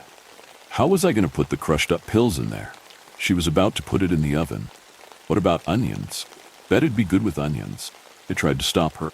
Linda ignored me and put it in the oven. I sighed, annoyed. Frank returned with a bottle of wine and a man I'd never seen before. None of them ever drank wine as far as I could remember. And who was this strange man? "This is Tom. He needed a place to stay for the night." Frank introduced him to the rest of the group. They all shook Tom's hand. Tom smiled, grateful. He didn't look much different than Charlie, with his scraggly beard, but this guy's eyes were sad, and he was much older. Gray and wrinkled. Linda took the bottle of wine and put it in the fridge. An idea sparked in my mind. I would put the pills in there when no one was looking. There was a cork stopping me from getting inside. I couldn't get it out. I jabbed a fork in it. It got stuck. What was I going to do now? Just then Tom appeared. Linda asked me to grab more cheese. I turned around, startled, gripping the bottle. I just wanted to help. Tom knew I was lying. But to my surprise, he removed the fork and got the cork out with no problem at all. He gave me a look, then took a swig. "Shh," he said. Then he grabbed the cheese and went back to join the others. This guy was nothing like Charlie. I didn't trust him. I pulled the little Ziploc baggie of crushed pills from my pocket and carefully dumped it in the bottle of wine. I shook it up, watching the powder dissolve. Now all I had to do was wait and hope they wouldn't pass out before they went to the basement. I sat in my room waiting for a lifetime. There was a slight commotion in the living room. Was it laughter or something else? I opened my door and peeked out, watching as the group carried a very drunk Tom down to the basement. It seemed like he drank most of the wine. After about 10 minutes, I heard the chanting. I crept to the basement door and listened. They didn't sound drugged or any different. I heard someone yell. Was it Tom? There was an eerie silence. I didn't want to see what was happening down in that basement. I knew my mind would never recover. What happened next was a bit of a blur. I know I ran to the kitchen, grabbed a knife, and cut my hand. Then I called the police. I told them Frank cut me and threatened my life. When the police got there, I pointed to the basement door. They went down there and discovered them all passed out. Tom had been stabbed multiple times, but miraculously, he survived. They were all hauled off to jail, and the town went crazy. Collarbone was discovered buried in the yard, but who it belonged to, no one knew. Maybe it was Charlie's or someone else's. Drew and Kim confessed immediately. They told the police about how they got rid of most of the bodies, the casseroles, and why they did it all. They had no remorse. It's not like anyone cared about the people they got rid of. According to them, as far as they were concerned, they were doing the world a favor. Charlie, of course, was one of the victims, but no one said a thing about Leroy. I hoped he made it out and was living with a good family. I spent years trying to find him, but never did. I never found out why Frank and Linda did what they did. Frank died of a heart attack on his way to jail, and Linda seemed to be in some kind of catatonic state. Looked a lot like Leroy the last time I saw him, shell shock. She never spoke again. Youth Minister Jim was the worst one of all, a real bad guy. Being a minister came with a certain amount of power and respect. He joined the church in hopes of poisoning the minds of today's youth so that he may eventually recruit them into a cult that he would lead. It wasn't going to be the cult he was currently in. Frank was already the leader, so his plan was to create his own. He would get what he needed from Frank and take over the world. Youth Minister Jim ended up in a mental institution for the criminally insane. I see him from time to time. I'm a visiting psychiatrist there. His smile is the same, but his teeth are no longer straight or white. You were knocked out in a fight. He doesn't recognize me, and sometimes I don't recognize myself. I feel like I'm stuck in a dream or a nightmare, but I guess that's what trauma is like. My patients sometimes tell me I seem to go away while talking, as if I'm in some kind of trance. They tell me I whisper what sounds like gibberish, tibi hoc corpus damus, but I don't listen to what they say. I'm the doctor, they're the patient. I'm the one in charge now. One nightmare may be over, but another is eager to take its place. Let's step into the next shadow. The gambler worm. I knew him before he got his nickname. I knew him before he was a story. Adil and me went to high school together, and we both dropped out at around the same time for the same reason. Both of us got a job with a local businessman. Prospects from this job were considerably better than finishing off our schooling. We'd drive goods from town to town. Or, more accurately, I'd drive and Adil would keep a lookout for the authorities or any other competing merchants. It's on one of these drives that Adil would earn the nickname he would be called until the end of time. The gambler worm. Adil wasn't a big guy, but he carried himself as if he was. Back in high school, Adil would never shy away from instigating a fight. He would shout and puff out his chest and threaten to knock out teeth. By the time the music started and everyone joined in on the dance, however, Adil would disappear. He had a big mouth. He was quick to seize an opportunity. The man dealt in buckets of bluffs with no plan B. His temper would ultimately undo him. But that one night, so many years ago, it saved both of our asses. We were moving some untaxed cigarettes across the country.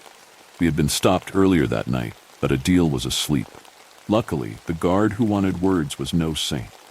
After a brief conversation and a couple slipped bills, our unwelcome visitor became uninterested in the contents of the truck. I didn't have to even wake Adil up. The second time we got stopped was different. The car rode up in front of it with its lights flashing and its sirens blaring. No room for negotiation, no common courtesy. When the guy walked up to the truck, he had his hand resting on his pistol. No chit-chat. He wanted to see our documents and what we were transporting. Neither of us were armed. Guns complicate things, and getting into a firefight over some cigarettes wasn't worth the injury. With the bedside manner of the cop, I was pretty certain me and Adil were going to get cut. It wasn't optimal, but it wasn't the end of the world. We'd sit for a bit. 6 months at worst, probably less. We'd sit for a bit, but if we kept quiet and dumb, we would get our back wages and a nifty bonus from the boss by the time we got out. I didn't see any other choice than to cooperate with the patrol. Adil, however, was always vigilant for the faintest show of opportunity. When asked for his identification, Adil didn't cooperate. Instead, he got out of the car and walked over to the lone patrolman. By the time Adil was halfway around the truck, cop had his gun unholstered. This did not bother my colleague a single bit. Ignoring the orders to get back in the vehicle, Adil strolled over to the cop. He spoke gently and in a friendly manner, but chosen words were sharpened by a sudden monotone. Adil bid the patrolman a pleasant evening and then criticized him for his demeanor. To simply run up to a stranger and demand documents without pleasantries would be offensive in the city. It could be deadly out here in the steppe. Even though there was gun pointed at him, Adil put his arm around the patrolman's shoulder and gestured out at the vast swathe of emptiness beyond. In the darkness, there was nothing but a sea of grass. Off in the distance, eaten up by the night, there were suggestions of hills. Aside from our high beams and the patrol cars' flashing lights, the world beyond existed as mere suggestion. We were alone on the road, Adil told the patrolman. Perhaps he could be a good citizen who's used to being treated without respect. Or perhaps he could be someone who would take high offense to the intrusion. Out here in the steppe, in the dark, could be hard to tell. Watching Adil work at the patrolman was nauseating.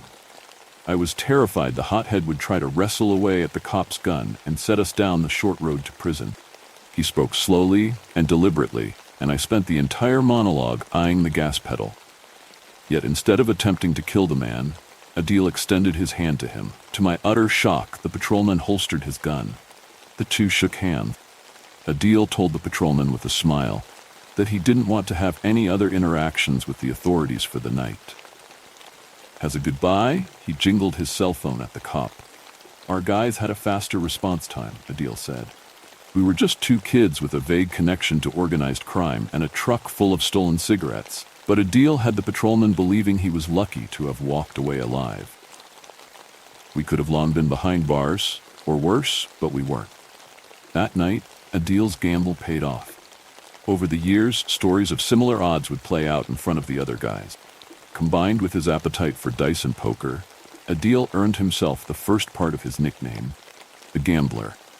People liked him because he was bold and would never let an opportunity slip.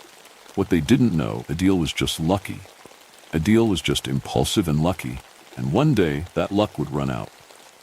Last year, the businessman we work for gets a tip about an untapped new customer. His bald driver shows up to work with a head full of hair. Apparently, there's some magical hair cream operation being run out of a warehouse in the sticks. Purveyor of the business wasn't yet acquainted with my boss. We were called in as muscle along with a couple other guys. There were two identical shaved Neanderthals guarding the warehouse with rifles, but they put up no resistance. I don't know what they were riding on, but they just stared off into the distance as we made our way in. The warehouse was a packing operation. A couple dozen folks were wrapping up jars of pink sludge with colorful wrapping that read "Happy Hair." While our boss interviewed the owner, we examined the stocks and took samples. We had seen the boss's driver. We knew the cream was the real deal. Our boss calls Adil and me over to the office. Head of the magic cream operation seems to be a scientist type, a lazy eye and a mop of black hair. Apparently, he doesn't understand the power dynamic playing out in the office. He doesn't want to talk to the boss. He treats us all like we're some street trash that has stumbled into his place of business. Adil and me set out to convince him that we are to be taken seriously. By the time we break his third finger, he becomes a lot more talkative. The scientist says he works for a research facility. Selling the magical hair cream is simply a means of raising funds for important research. There's no space in the finances for kickbacks. When we work away at his fourth finger, the scientist admits that yes, maybe, there is some room in the budget for local tribute. Our boss seems pleased, both with our work and with the resolution to the business discussion. He almost seems content to end discussions. Yet before we leave, he asks one more question. Our boss asks the scientist for the name of the scientific organization he represents. The scientist answers without any reluctance. He works for the Kalimi Kwanderga. The boss tells us to let him go. I would have done so even if I wasn't ordered. The Kalimi Kwanderga has long been a subject of local whispers. Back in the day, it was called the United People's Institute of Science. Reputation was far from positive, but it was still said to operate within some understandable human framework. When the Soviets collapsed, the institute shuttered its doors as well. Something else was born in its place. Something incomprehensible. We left the warehouse immediately. The boss forced all the guys to return the samples of hair cream they had appropriated. No business was to be done there. Whatever the people of the institute had going on was their own concern. We had all heard stories of the Hulimi Kwanderga. of incomprehensible science, of monsters beyond belief, of tainted water which would dissolve all living things into worms. We had all heard stories, and most of the guys were content to stay away from the institute. Adil, however, had different plans. About a week later, he came to me and informed me that he and a couple of his associates had decided to go into business with Dr. Bharat, the scientist whose hand we had mangled. It wasn't a protection racket per se. Sure, some of the money was earmarked to keep the rest of the scientist's digits intact. But Adil was also kind enough to help Dr. Bharat sell his product to a larger audience. He had transportation contact. He had marketing contact. The hair cream was indeed magic. It would be a shame to not make some scratch off of it. I, of course, wholeheartedly rejected the offer. Many of the stories told about the institute and the dark science practiced within it were undoubtedly made up. But even if a fraction of those stories were true, I had no interest in risking my life and soul. I rejected Adil's offer and suggested to him that he abandon his pursuits as well. Nothing good ever came of getting involved with Halimi Kwandarga. This was one gamble he was better off not making. Yet Adil, the gambler, wasn't one to shy away from a payday. With some disappointment, he told me he respected my decision. Once the money started rolling in, he would buy me a drink. Adil would end up buying me that drink, yet it would not be a celebratory one. For a couple months, I did not see him. I had a fair amount of business to attend to myself, and Adil was too busy managing the export of the hair cream. When we finally met for that promised drink, Adil's new suit and jewelry sang a tale of wealthy. His harrowed face, however, suggested things might have gone astray. Initially, the business was doing good, Adil said. The cream was, indeed, magic. Within days, it could make a bald man sprout a head of hair that would make Samson jealous. The cream came ready-made from the institute in little jars labeled GH058. All Adil and his people had to do was package it and market it. For months, the business was going swell. Dr. Bharat was a gloomy character, but he understood his position within the local food chain and made no effort to change it. Regular customers were established, new markets were tapped, and Adil's purse grew with each shipment. As smoothly as Adil's business was going, however, Dr. Bharat and the institute were in need of additional support. About a month ago, the scientist introduced Adil to his new business partner, Professor Henry Willow, an American scientist. Strange fellow, stranger than Dr. Bharat. Apparently, this grown man carried around with him a schoolyard notebook covered in Pokemon stickers.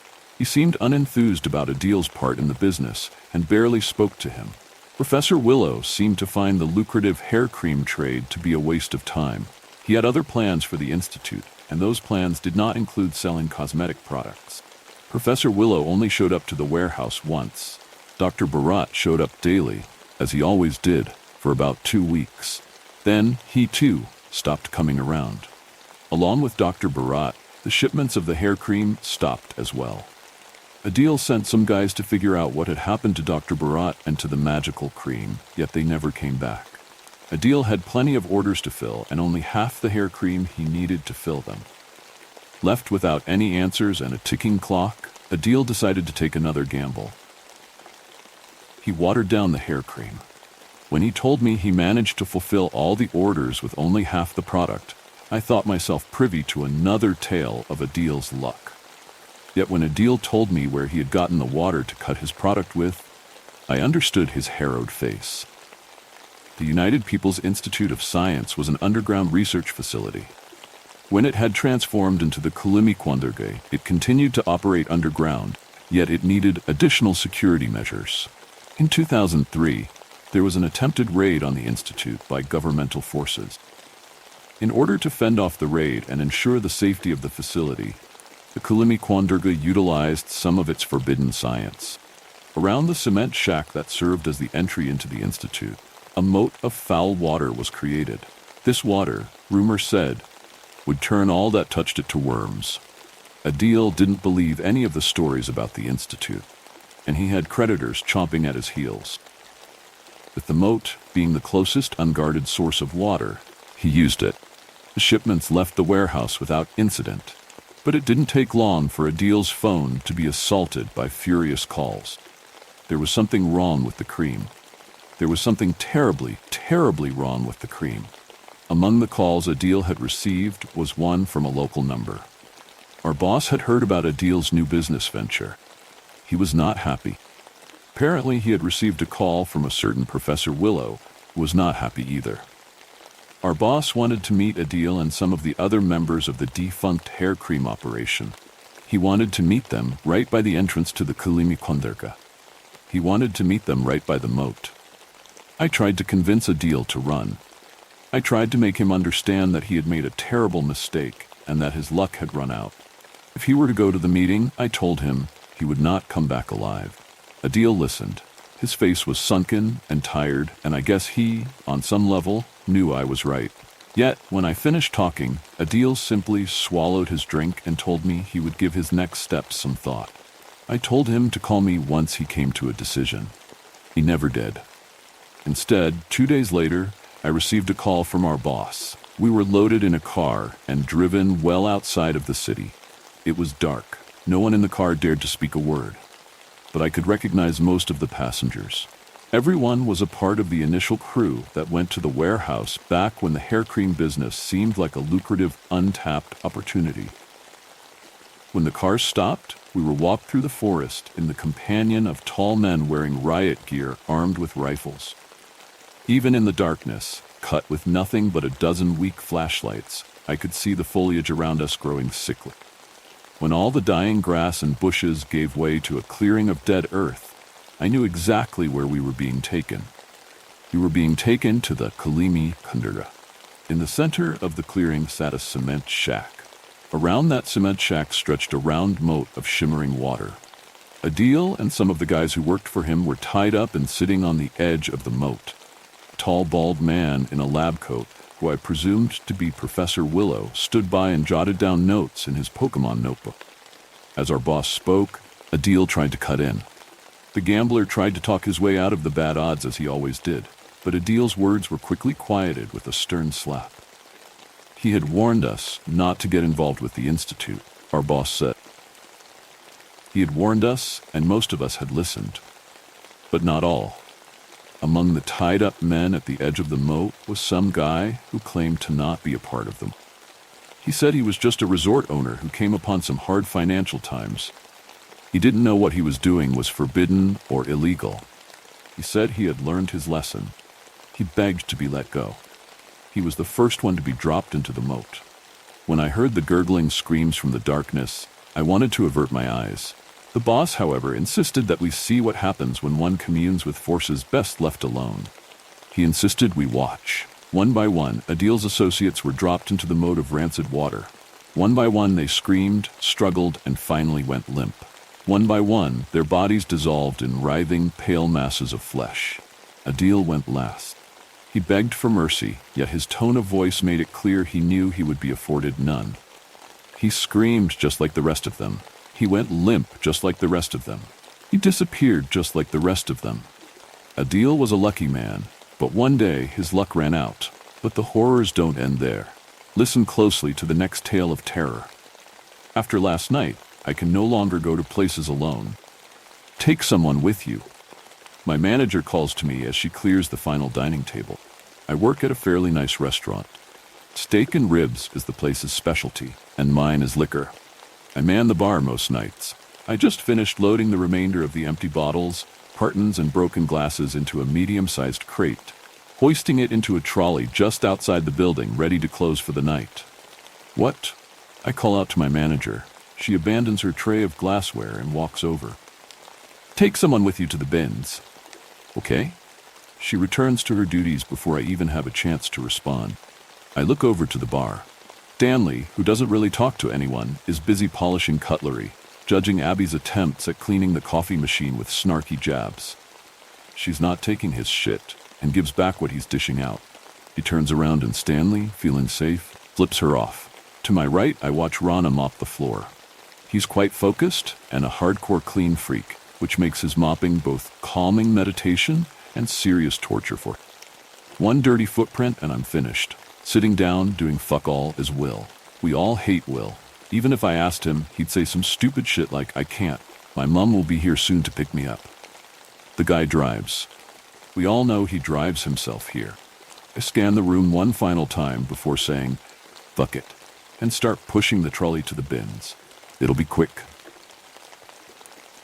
The restaurant is just one small part of a very large shopping center. It sits on the outside of the building, which is situated just by a small fountain. Through the day, you'd see a plethora of families and couples doing their shopping, getting food or coffee, or just loitering the surrounding areas. But at night, it was a ghost town.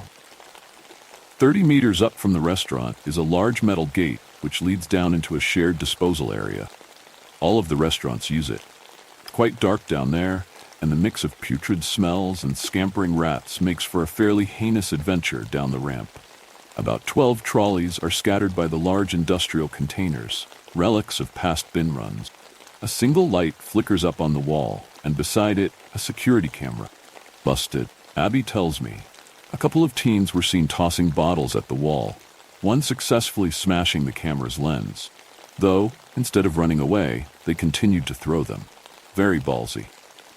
I lift one of the 3 full crates up into my arms and continue the momentum up, over, and into the large green recycling bin.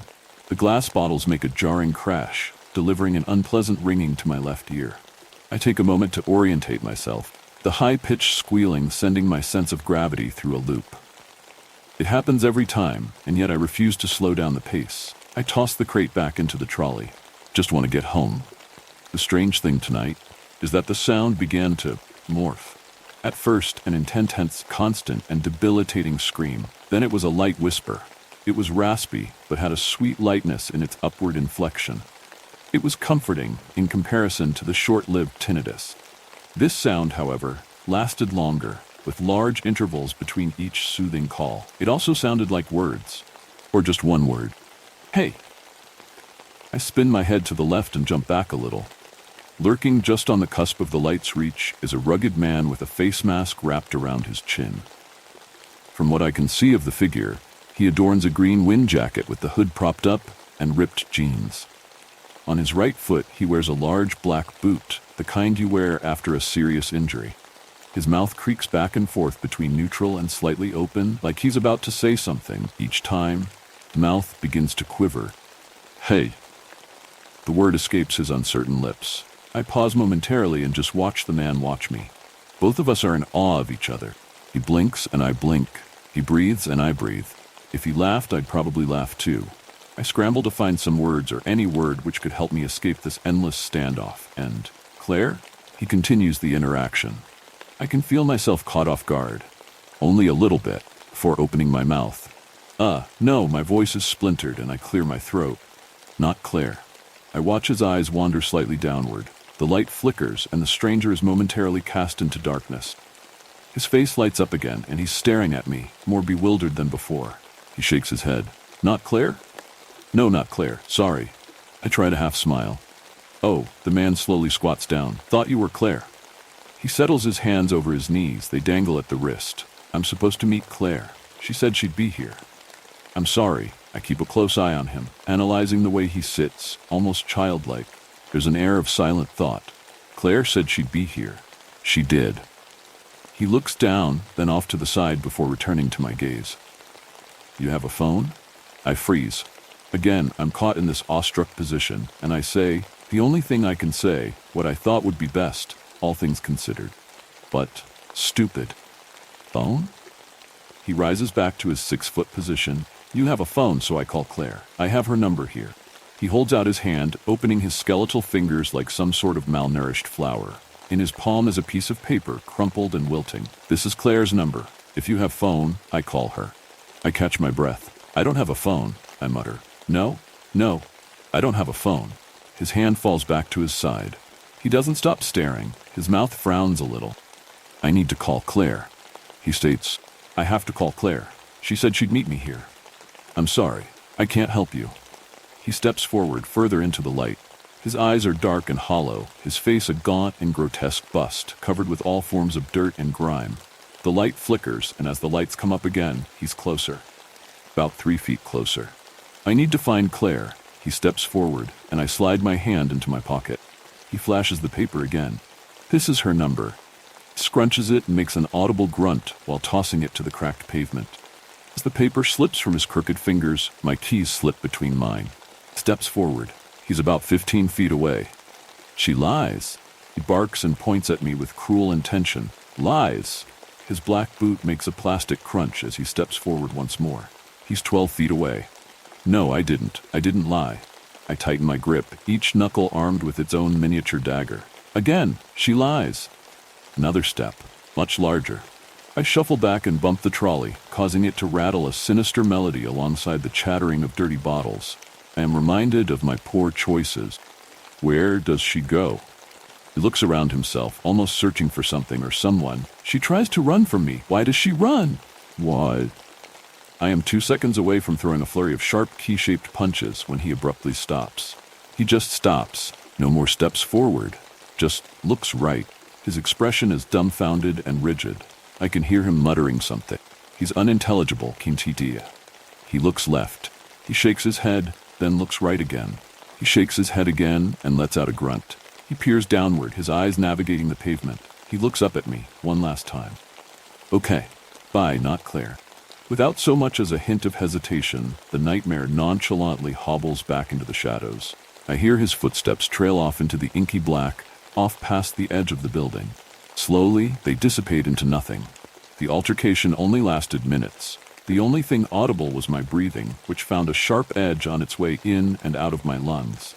It was accompanied by the thumping of my heavy heart. Sweat crept its way down my face, and suddenly, I felt the exhaustion.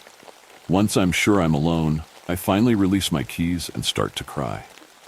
I hadn't realized how overwhelmed I was until I collapsed back into the trolley and slid down to the asphalt, my legs attempting to support the descent while shaking relentlessly.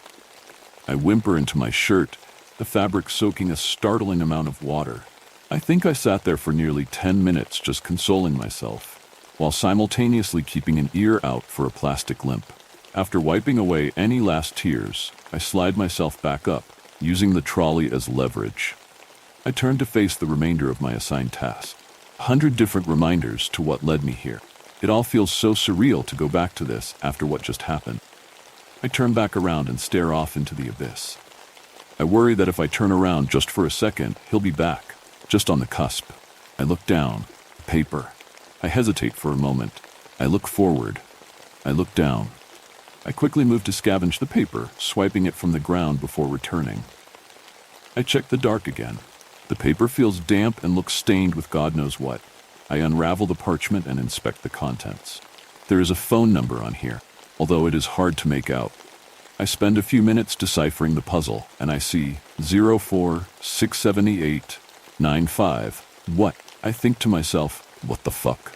The final numbers make themselves known, although it's easier to see them when you know what you're looking for. It dawns on me, this man.